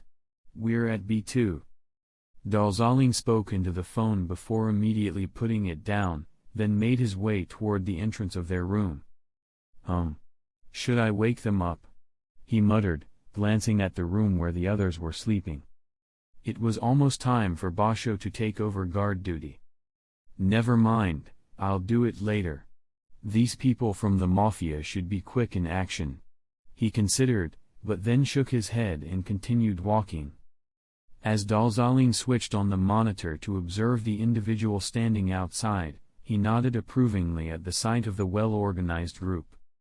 "Let's make this quick," he said, opening the door. "Understood. Where is he?" "Follow me," the Dalzaling replied, leading them inside. "You haven't disposed of him yet?" Dalzaling shook his head, "Not yet. Our family head is currently unavailable, so no one else has dared to make such a decision." "I see," they murmured amongst themselves, one of them visibly relaxing at the news. "He's he." This was unnoticed by him as Dalzaling turned to speak, however. His sentence was abruptly cut short by a sudden intrusion. Puke. With a swift motion, an arm burst through his chest, causing him to choke on his own blood. The group of people before him shed their disguises, revealing themselves as the ones who had clashed with the shadow beast. Fu. Dalzaling's voice trailed off as life drained from his body, his vision fading to black. Finks withdrew his hand from Dalzaling's chest, nonchalantly wiping away the blood with a tissue. Thud. The sound of the body hitting the ground echoed loudly in the room. Well, look who's here to save your sorry self, Uvogin, Finks jeered, wiping blood from his hand. He glanced at Uvogin, who grunted in dissatisfaction, prompting Finks to chuckle even louder. Finks signaled to Shizuku to remove the poison from Uvogin's body so he could regain control. Shizuku nodded and promptly used her ability to suck the poison out of Uvogin's body. As the metallic sounds reverberated through the room, Uvogin's muscles strained against the wire that bound him until it finally snapped apart, setting him free. Arg! With a furious roar, he surged to his feet, his eyes blazing with rage. You damn bastard! But Finks, unfazed by Uvogin's outburst, interrupted with a deadpan tone. Seriously, can you stop yelling? He covered his ears in annoyance. In an instant, the room on the other side erupted into chaos as everyone jolted awake from the deafening roar, their expressions a mixture of shock and dread. He's escaped, hasn't he? Looks like it. Shit. Cursing under their breath, they exchanged uneasy glances, each knowing the danger they now faced. Without hesitation, they bolted from the room, their figures blurring as they fled desperately to escape the looming threat. Uvogin's fury intensified as he realized his quarry had escaped, leaving destruction in his wake as he searched for the chain user. With a resigned sigh, the rest of the crew watched him go, knowing he wouldn't return until he settled the score. Some shook their heads and departed. I'm not in the mood for this, Maki muttered as she turned away. Shizuku said nothing but followed her lead while Finks waved a casual farewell. Good luck sorting out your mess. Shanark, who stayed, turned to Uvogin and said, let's find somewhere to regroup. Meanwhile, on a tranquil street, Kurapika strolled along the sidewalk, his thoughts swirling about his recent encounter with Raymond and Hisoka. I wonder what kind of deal they made. Buzz. His phone buzzed, and he glanced at the message, his eyes widening in disbelief. How does he know about this? A while ago. Are you suggesting you're going to kill him? Kurapika's voice was edged with tension. Kek. Hisoka grinned, his eyes concealed by his smile. However, Raymond shook his head, prompting Kurapika to demand an explanation. Explain. You'll understand in due time. For now, proceed with your plans regarding him, Raymond replied casually, but don't end his life. Someone will tell you what to do, but besides that anything else is fine. Kurapika's scarlet eyes narrowed skeptically at Raymond's words. I'm sure you've noticed their character just by observing them in action already. You should have expected what was about to happen tonight, right? Kurapika went quiet as Raymond was correct. He watched as Uvogin took on the entire mafia and the shadow beasts by himself earlier, showing that he liked fighting alone. Seeing Uvogin fight, Kurapika was pretty sure he was an enhancer. Since Kurapika hadn't used his special ability yet, he thought Uvogin would be a good test subject. With his rule that only applies to the Phantom Troop, Kurapika was confident that if his ability worked on Uvogin, it would work on the others too. Oh? Hisoka watched with interest as Kurapika cautiously spoke, do you truly believe that? They may be ruthless, but they stick together. I understand. Kurapika's eyes sparkled as he silently concurred with Raymond. He observed their relentless pursuit after capturing Uvogin and considered that they might actually be quite loyal to each other. Kurapika remained uncertain, yet Raymond's words confirmed his suspicions, causing a slight tremor in his hand. Due to his excitement, Raymond glanced at his wristwatch, muttering, they should be starting now. Excuse me? However, Raymond didn't reply to Kurapika immediately. Instead, he turned to Hisoka and said, get him what he needs, we'll talk later. Hisoka chuckled, then flicked a card over to Kurapika, who caught it calmly. Kurapika's eyes widened in shock as he saw an empty card with Uvogin's ability written clearly on it, this. You should leave now, as I mentioned earlier. They should have Uvogin by now.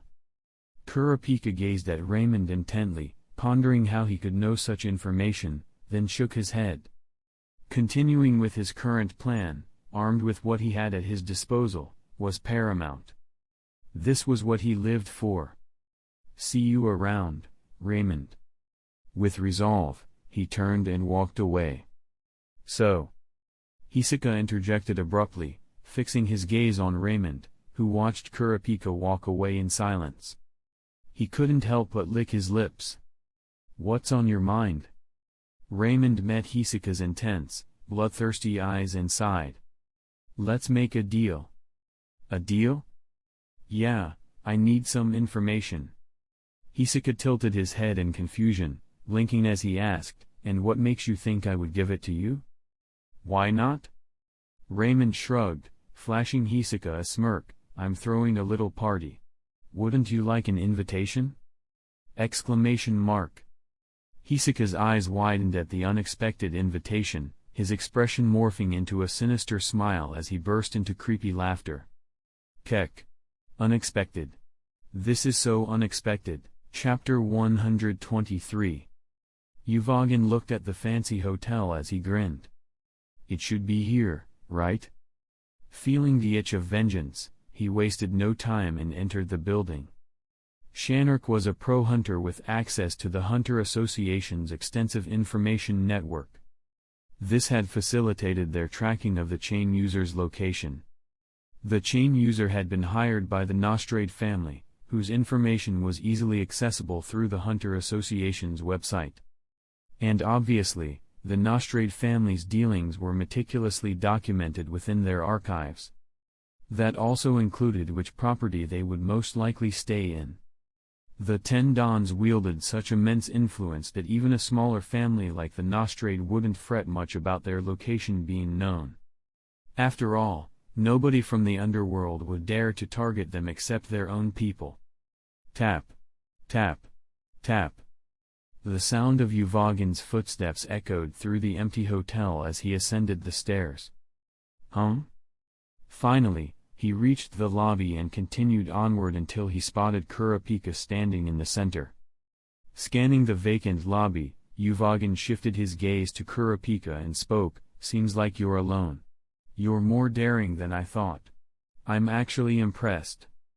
The tension in the air was thick as Kurapika faced off against Uvogin, his emotions seething beneath a veneer of calm. Every fiber of his being urged him to lash out at the imposing figure before him, but he fought to rein in his anger. A while ago.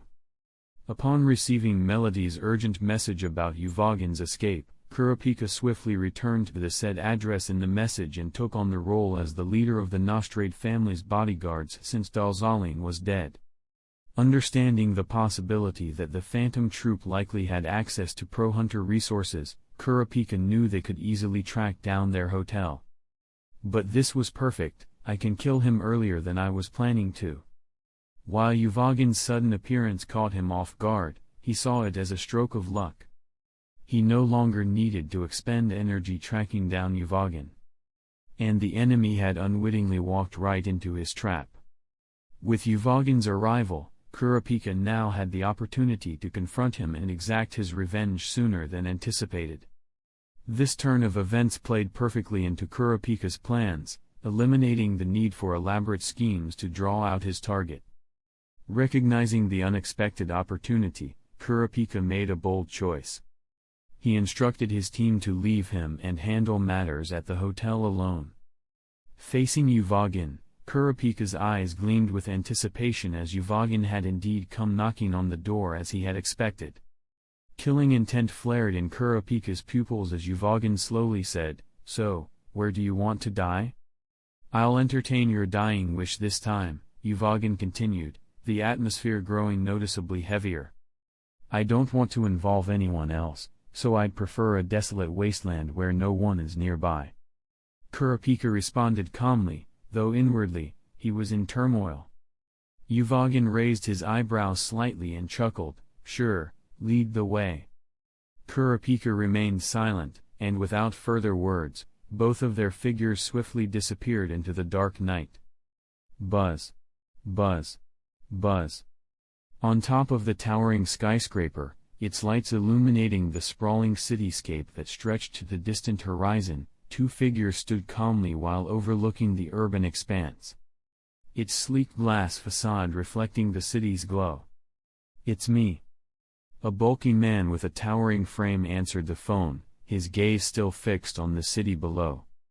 A voice emanated from the other end, "We would like to offer an additional commission for both of you." Silva turned to look at Zeno, who nodded before asking, "Who's the target this time?" "The leader of the Phantom Troop, Krolo Lucifer." Despite the calmness on the other end, the tone seemed noticeably colder. On the side, Zeno fell into deep thought, contemplating the implications of the additional commission. "I see." Silva did care about the details, but for now, he would let it flow, knowing this mission would bring a considerable amount of money into their family's bank account. He nodded, "But it'll be costly as well."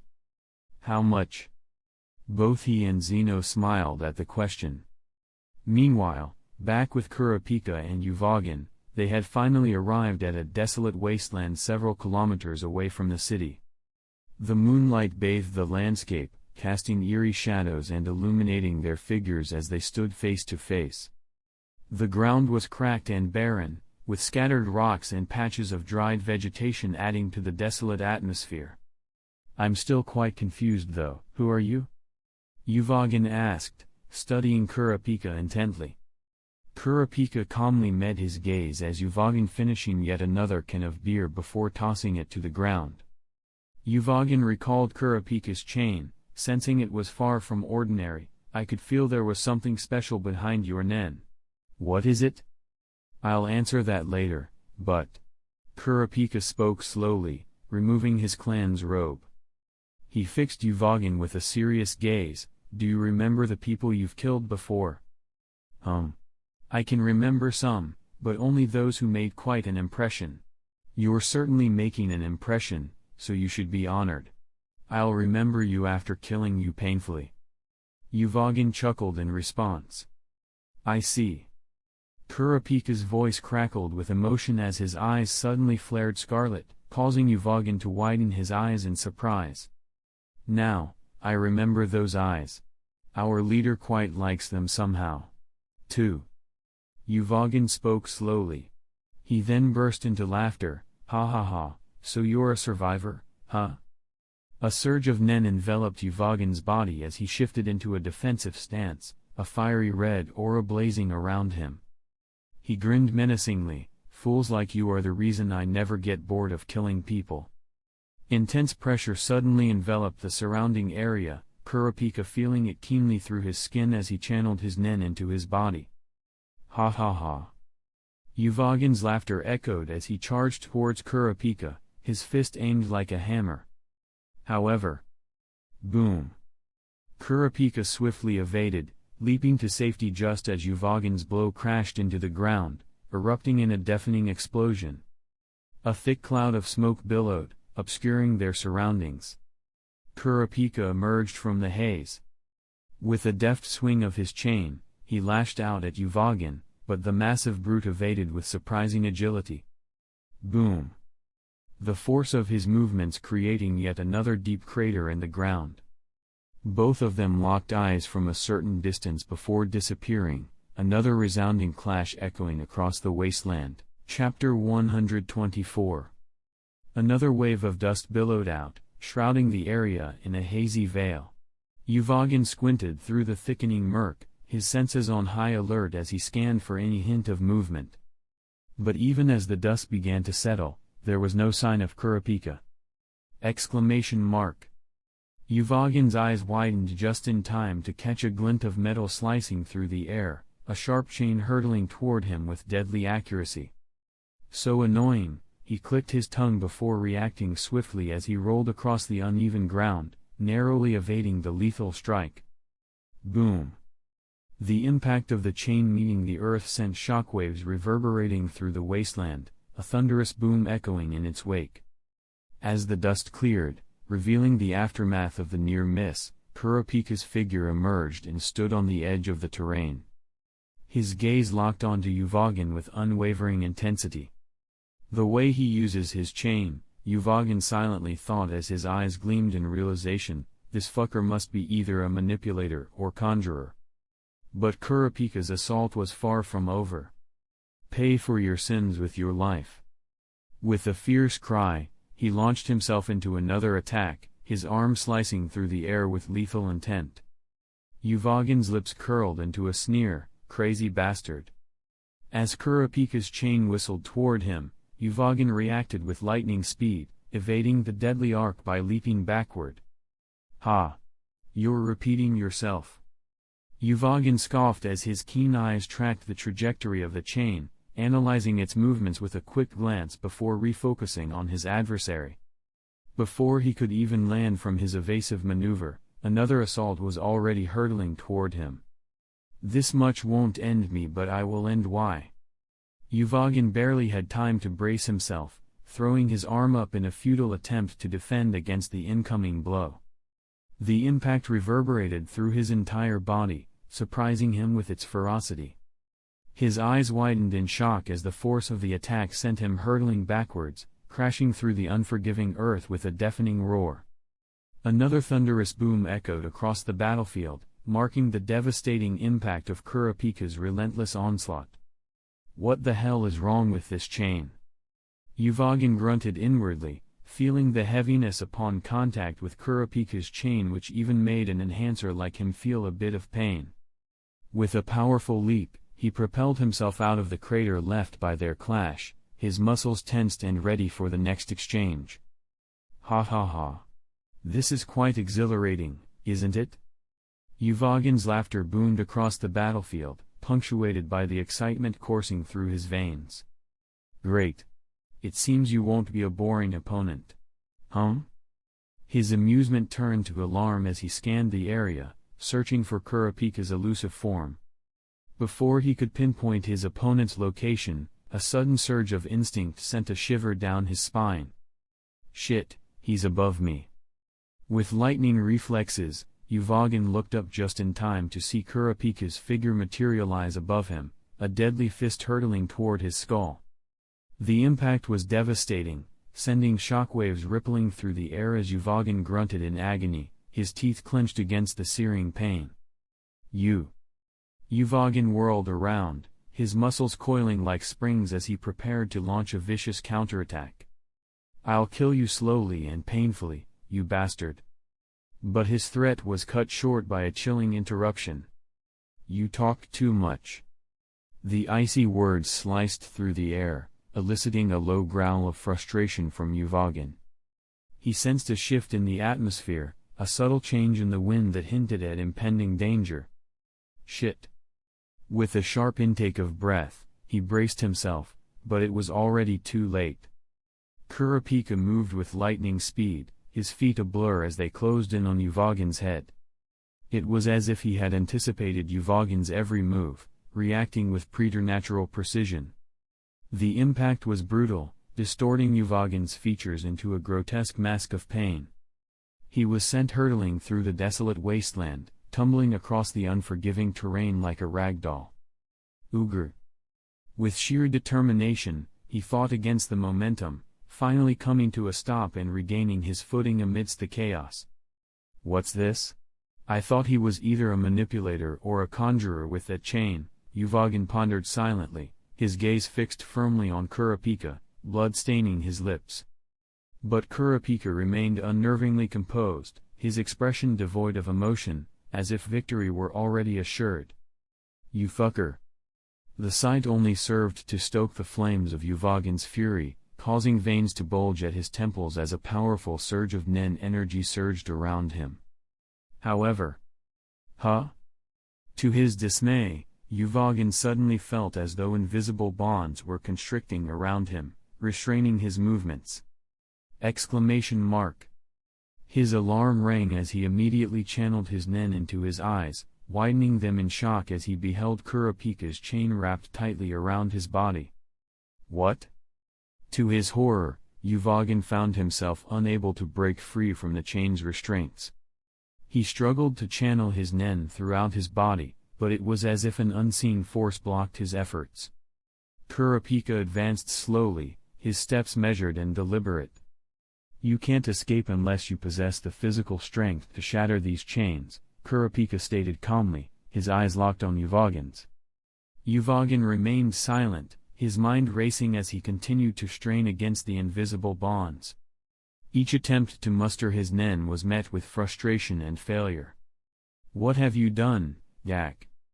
The punch landed squarely on Uvogin's face, eliciting a grunt of pain. "My chain will force you to be in a state of zetsu. That's why you are unable to channel your nen as you wish." He shot Kurapika a venomous glare. "You're the physically strongest among the spiders. That's why I chose you as my first target, and you delivered yourself to me. Very clever." Kurapika's eyes gleamed with satisfaction. With Uvogin rendered helpless by his judgment chain, he knew the other members of the Phantom Troop would be equally vulnerable. Though Kurapika had imposed a strict rule on himself to only use his abilities against the Phantom Troop, seeing his plan come to fruition filled him with a sense of vindication. "Kill me," Uvogin's voice cut through the tension. He knew escape was futile, acceptance of his fate the only option. Death held no fear for Uvogin. He had witnessed countless lives snuffed out, and the concept of mortality held no sway over him. To him, life and death were simple truths: kill or be killed. Tap. Tap. Tap. "That's my plan, after I've tortured you for information, but..." Kurapika's voice was calm, though his gaze shifted past Uvogin to the two figures approaching. Among them was a middle-aged man with gray hair and an unfamiliar woman with purple hair. Kurapika gritted his teeth, addressing the man directly. "Are you really going to interfere, Sakujiro-san?" Sakujiro remained silent, his expression inscrutable as he turned to the woman beside him. She scratched her head in annoyance before speaking. "I'm not sure if this will work, so don't blame me if things go wrong." The tension thickened as Kurapika frowned at their exchange. He needed to hear their explanation, to understand their motives and what Raymond was planning. Chapter 125. "Hey, everyone.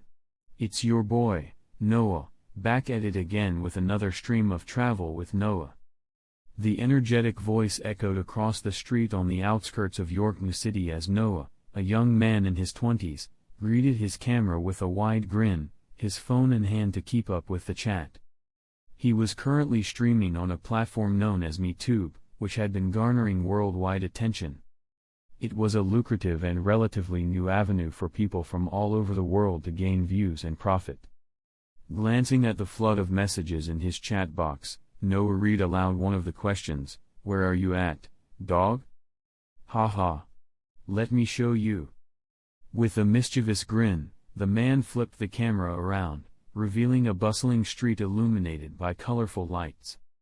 It was a vibrant scene, with street vendors lining the sandy desert terrain, offering a variety of goods and treats to passers-by. "Behold the York New City night market!"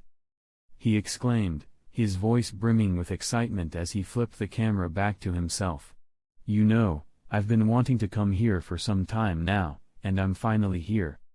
So, I'm going to show you guys what kind of food is around and see if it tastes good." With that, he set off, weaving through the bustling crowds and pointing out various food stalls along the way, giving his viewers a mouth-watering glimpse of the culinary delights on offer. However, amidst Noah's enthusiastic exploration of the city's culinary delights, a commotion erupted nearby. "Hold on, what's going on over there? Is that a person? Good Lord, look at the state of him. He's covered in blood. Quick, someone calls for help." "Huh?" Noah's attention was abruptly drawn away from the deep-fried Oreos he was showcasing as the crowd's alarmed reactions prompted him to turn and investigate the unfolding scene. "Shit, what the hell?" Noah's eyes widened in disbelief at the sight before him, a burly man with a wild mane of grizzled hair drenched in blood. His gaze fixated on the man's right arm, which appeared to be broken. "What in the world happened here?" Noah muttered, his voice tinged with shock. Damn. That guy must be in pain. Shocked emoji. Shit, come closer, Noah. I want to take a closer look. Talk to him, dog. Ask him what happened. As his viewers bombarded the chat with questions, Noah hesitated, unsure of what to do. While some expressed concern, others urged him to approach the injured man. Glancing at the burly man who slowly made his way through the sandy desert toward the city, Noah turned back to his audience. Chat, should I go over and talk to him? 1. Noah's eyes lit up with excitement as he considered the engagement he would gain from this. He noticed the viewers' immediate rise in interest and decided, alright, since you all asked me to, I'll go over and ask him what's up. A blonde teenager wearing a Kurta clan robe saw the scene outside the window as he furrowed his eyebrows before turning to the man sitting on the edge of a glass window. The man was oddly playing a chess on his own. What are you planning, Raymond? He's about to get back to the city now. We have to kill him before he gets in. They were in a tall building on the outskirts, offering a clear view of everything outside. Raymond didn't immediately answer. His attention focused on the chessboard in front of him rather than the scene outside. Sakujiro and Sin stood behind him like loyal subordinates, maintaining their silence. Meanwhile, Cassandra lay sleeping on the couch, appearing exhausted. If you're not going to do anything, I'll go out and end him myself. Kurapika gritted his teeth in frustration, his scarlet eyes glowing menacingly at Raymond, who casually moved a pawn piece on the black side after moving up the knight piece of the white. Glancing at Uvagin outside, Kurapika noticed a man with a camera approaching Uvagin. Others began opening their phones to record as well. Raymond shook his head and spoke slowly, relax, Kurapika. You'll see what's about to happen. Seems like she was able to pull it off. He smiled as he looked at the sleeping Cassandra, silently reflecting on her abilities. Earlier, when Sakujiro and Cassandra prevented Kurapika from immediately killing Uvagin, Sakujiro explained that Cassandra might be able to exert some control over Uvagin's behavior as long as his nen was suppressed. However, it was no easy task since Cassandra's Hatsu involved manipulating dreams and illusions. This required her to navigate through Uvagin's memories and dreams since childhood, altering what needed to be changed. Kurapika gritted his teeth as he observed Uvagin's unfocused eyes. If you don't take action in the next minute, I'll go out and kill him myself. This Uvagin had his memories altered by the purple-haired woman at Raymond's side. Kurapika understood that Uvagin believed they had a decisive battle which ended with him escaping after sustaining a serious injury. Uvagin couldn't even recall Kurapika's torture after Kurapika suppressed his nen with the judgment chain. Instead, he was made to remember the injury as if it resulted from their fight. You coward! How dare you run away? Uvagin suddenly roared angrily, causing Noah, who had approached him, to fall backwards onto his back. What? His eardrums felt as though they had shattered, and he shook his head in pain. Groaning, Noah struggled as the camera fell to the side, the chat rolling with questions about what was happening and if he was alright. However, rat-tat-tat-tat. Kya. Holy shit, what the fuck? Fuck, run away. The sudden sound of machine guns startled everyone around. Exclamation mark. Rat-tat-tat-tat.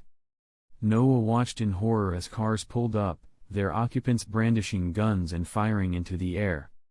Chaos erupted, with people screaming and scattering in every direction. Shit. Panicked, Noah struggled to grab his camera amidst the chaos. What happened, Noah? Fuck. I heard a gun sound. Noah ran away. Scared emoji. The chat was ablaze with questions and concerns, but Noah knew he had to prioritize his safety. Damn it, guys, I have to get out of here. Forget the stream. My life's on the line, he exclaimed, frustration evident in his voice. But his attempts to retrieve the camera proved futile, and it slipped from his grasp once more.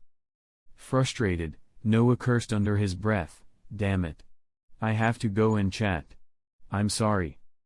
Without hesitation, he bolted from the scene, joining the throng of civilians fleeing the danger. The camera was still streaming what was happening as even more viewers flooded the channel. Ready to shoot. In the chaos, men in black suits converged around Uvagin, each armed with a gun, ready to confront the threat head-on. Exclamation mark. Kurapika's expression shifted to one of shock and realization as he recognized these people from the Mafia. He turned his gaze to Raymond, who remained composed, casually advancing another pawn on the black side of the chessboard. "You." Kurapika's voice faltered as the gravity of the situation sank in.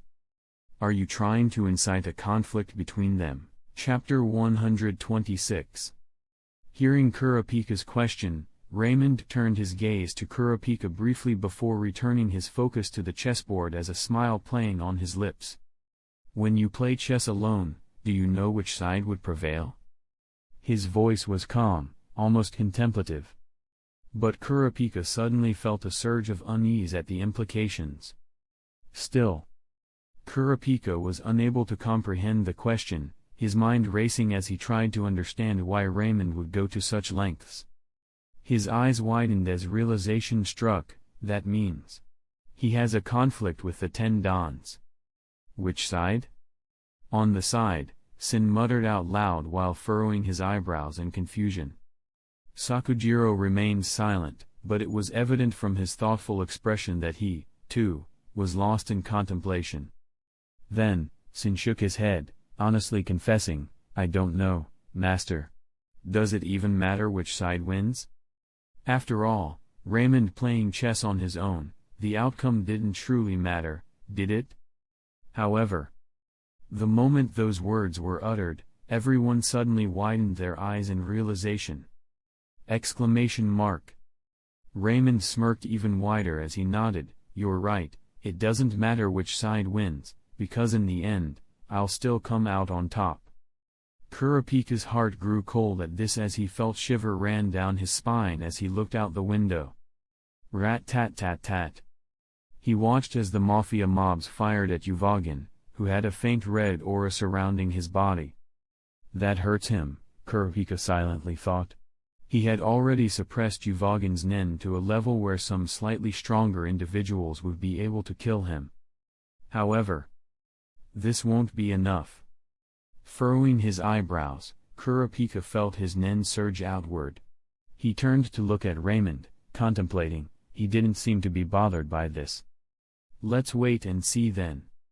Considering that Raymond might have already foreseen this, Kurapika tried to calm his raging nen as he turned back to the battlefield outside. Rat-tat-tat-tat. The sound of gunfire echoed through the air as the Mafia mobs unleashed a barrage of bullets at Uvagin, their desperation palpable as sweat trickled down their foreheads and their hearts raced in fear. "That tickles, you bastards!" Uvagin bellowed, undeterred by the onslaught. With lightning speed, he charged toward a nearby Mafia mobster, seizing him by the neck and snapping it with a brutal twist of his hand. As chaos erupted, the remaining mobsters grew frantic, their shots becoming more erratic. "Damn it! Bring out the heavy artillery!"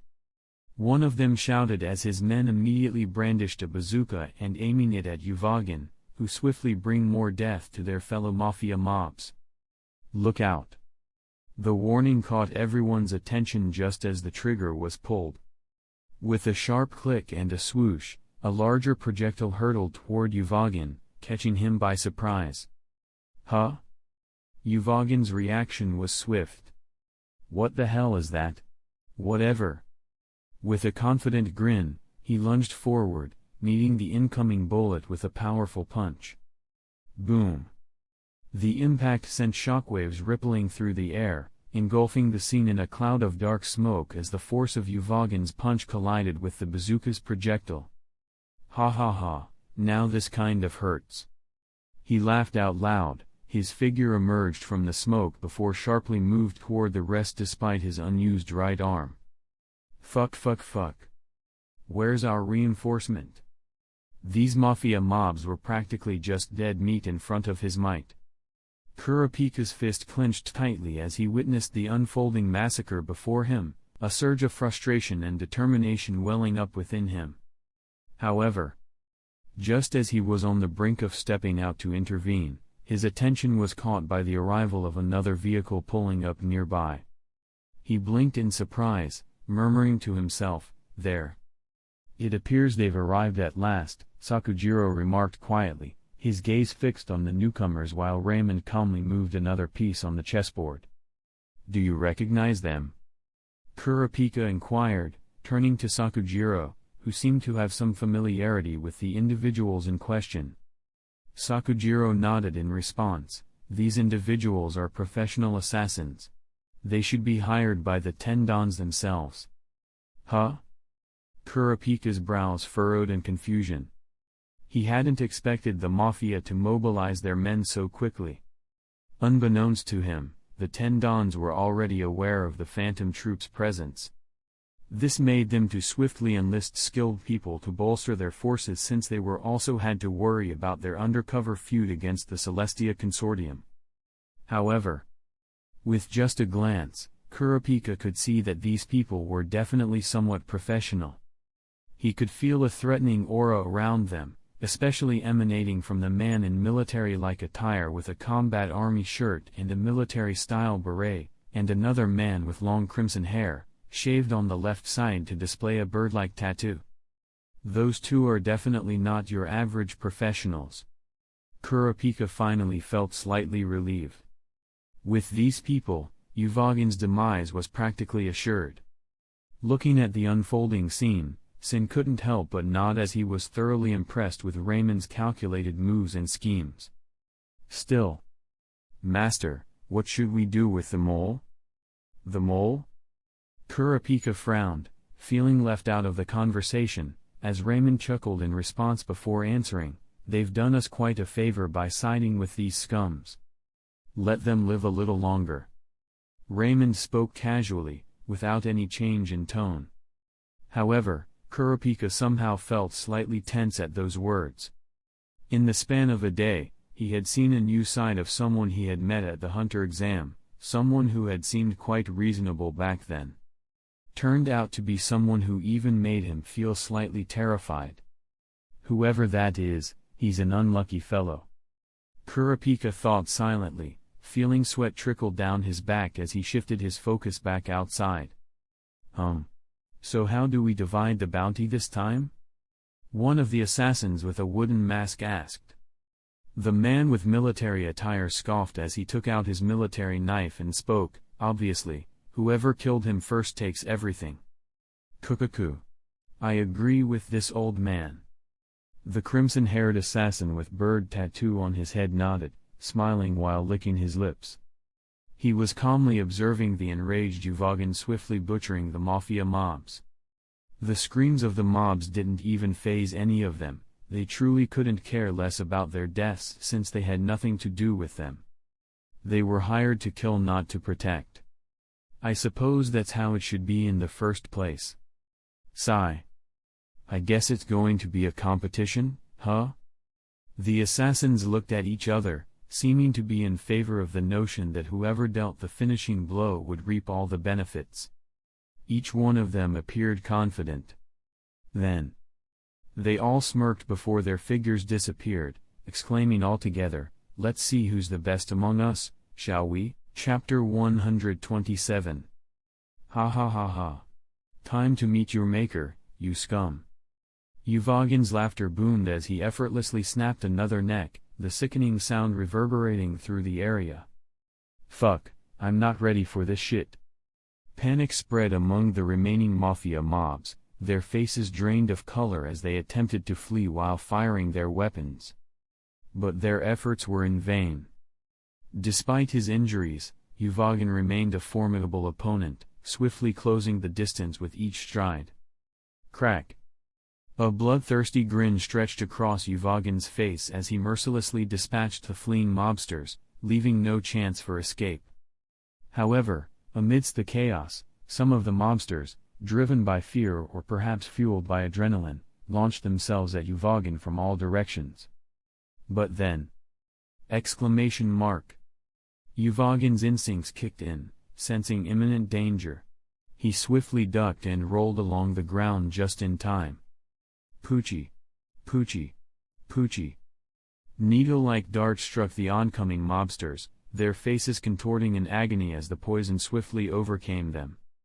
Their bodies convulsed briefly before collapsing to the ground. Lifeless.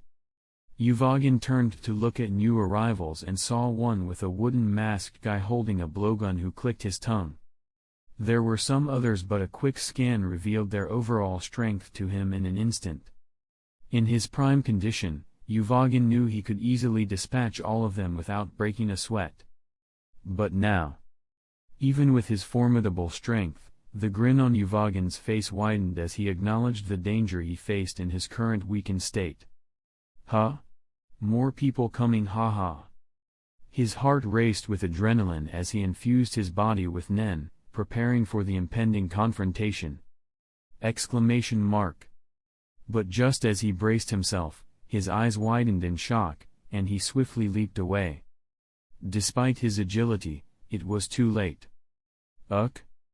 Agonizing pain shot through his body, and he couldn't help but groan in distress. Thud. The unmistakable sound of something hitting the sand echoed nearby. Uvogin's gaze fell upon his severed right arm, cleanly removed from his body. Gritting his teeth against the pain, he turned to face a man clad in military attire, seething with anger. One arm down, the man declared coldly, his tone laced with menace. Kek. The assassin licked the blood off his military knife, a sinister grin on his face. Don't worry, sweetheart. I'll savor your demise, every agonizing moment of it. Uvogin's response was a venomous grin, his eyes ablaze with fury. With a sudden burst of speed, he charged toward the man, only to be met with a deafening boom. Clouds of dust billowed outward, revealing a crimson-haired figure whose locks seemed to move like lethal weapons. Please don't ignore us, the crimson-haired man taunted, twirling his hair as the other assassins surged forward, eager to join the fray. As the assassins closed in, Uvogin bellowed, "Bring it on. I'll take you all down at once, you motherfuckers." Kurapika watched the chaos unfolding outside, his fists clenched in frustration. He wanted them to stop toying with Uvogin and finish him off swiftly. Insane bastards, he muttered bitterly, realizing that these supposed elite assassins were nothing more than sadistic psychopaths. Instead of targeting vital areas, they focused on inflicting superficial wounds, slowly sapping Uvogin's strength and leaving him vulnerable. "Do you want to stay around?" Raymond suddenly stood up, asking Kurapika. Kurapika immediately turned to him and responded, "Yeah, I have to make sure he's dead." "You're leaving?" "There is nothing more to see here." Kurapika's eyes gleamed at the response, assuming Raymond's plan had been set in motion.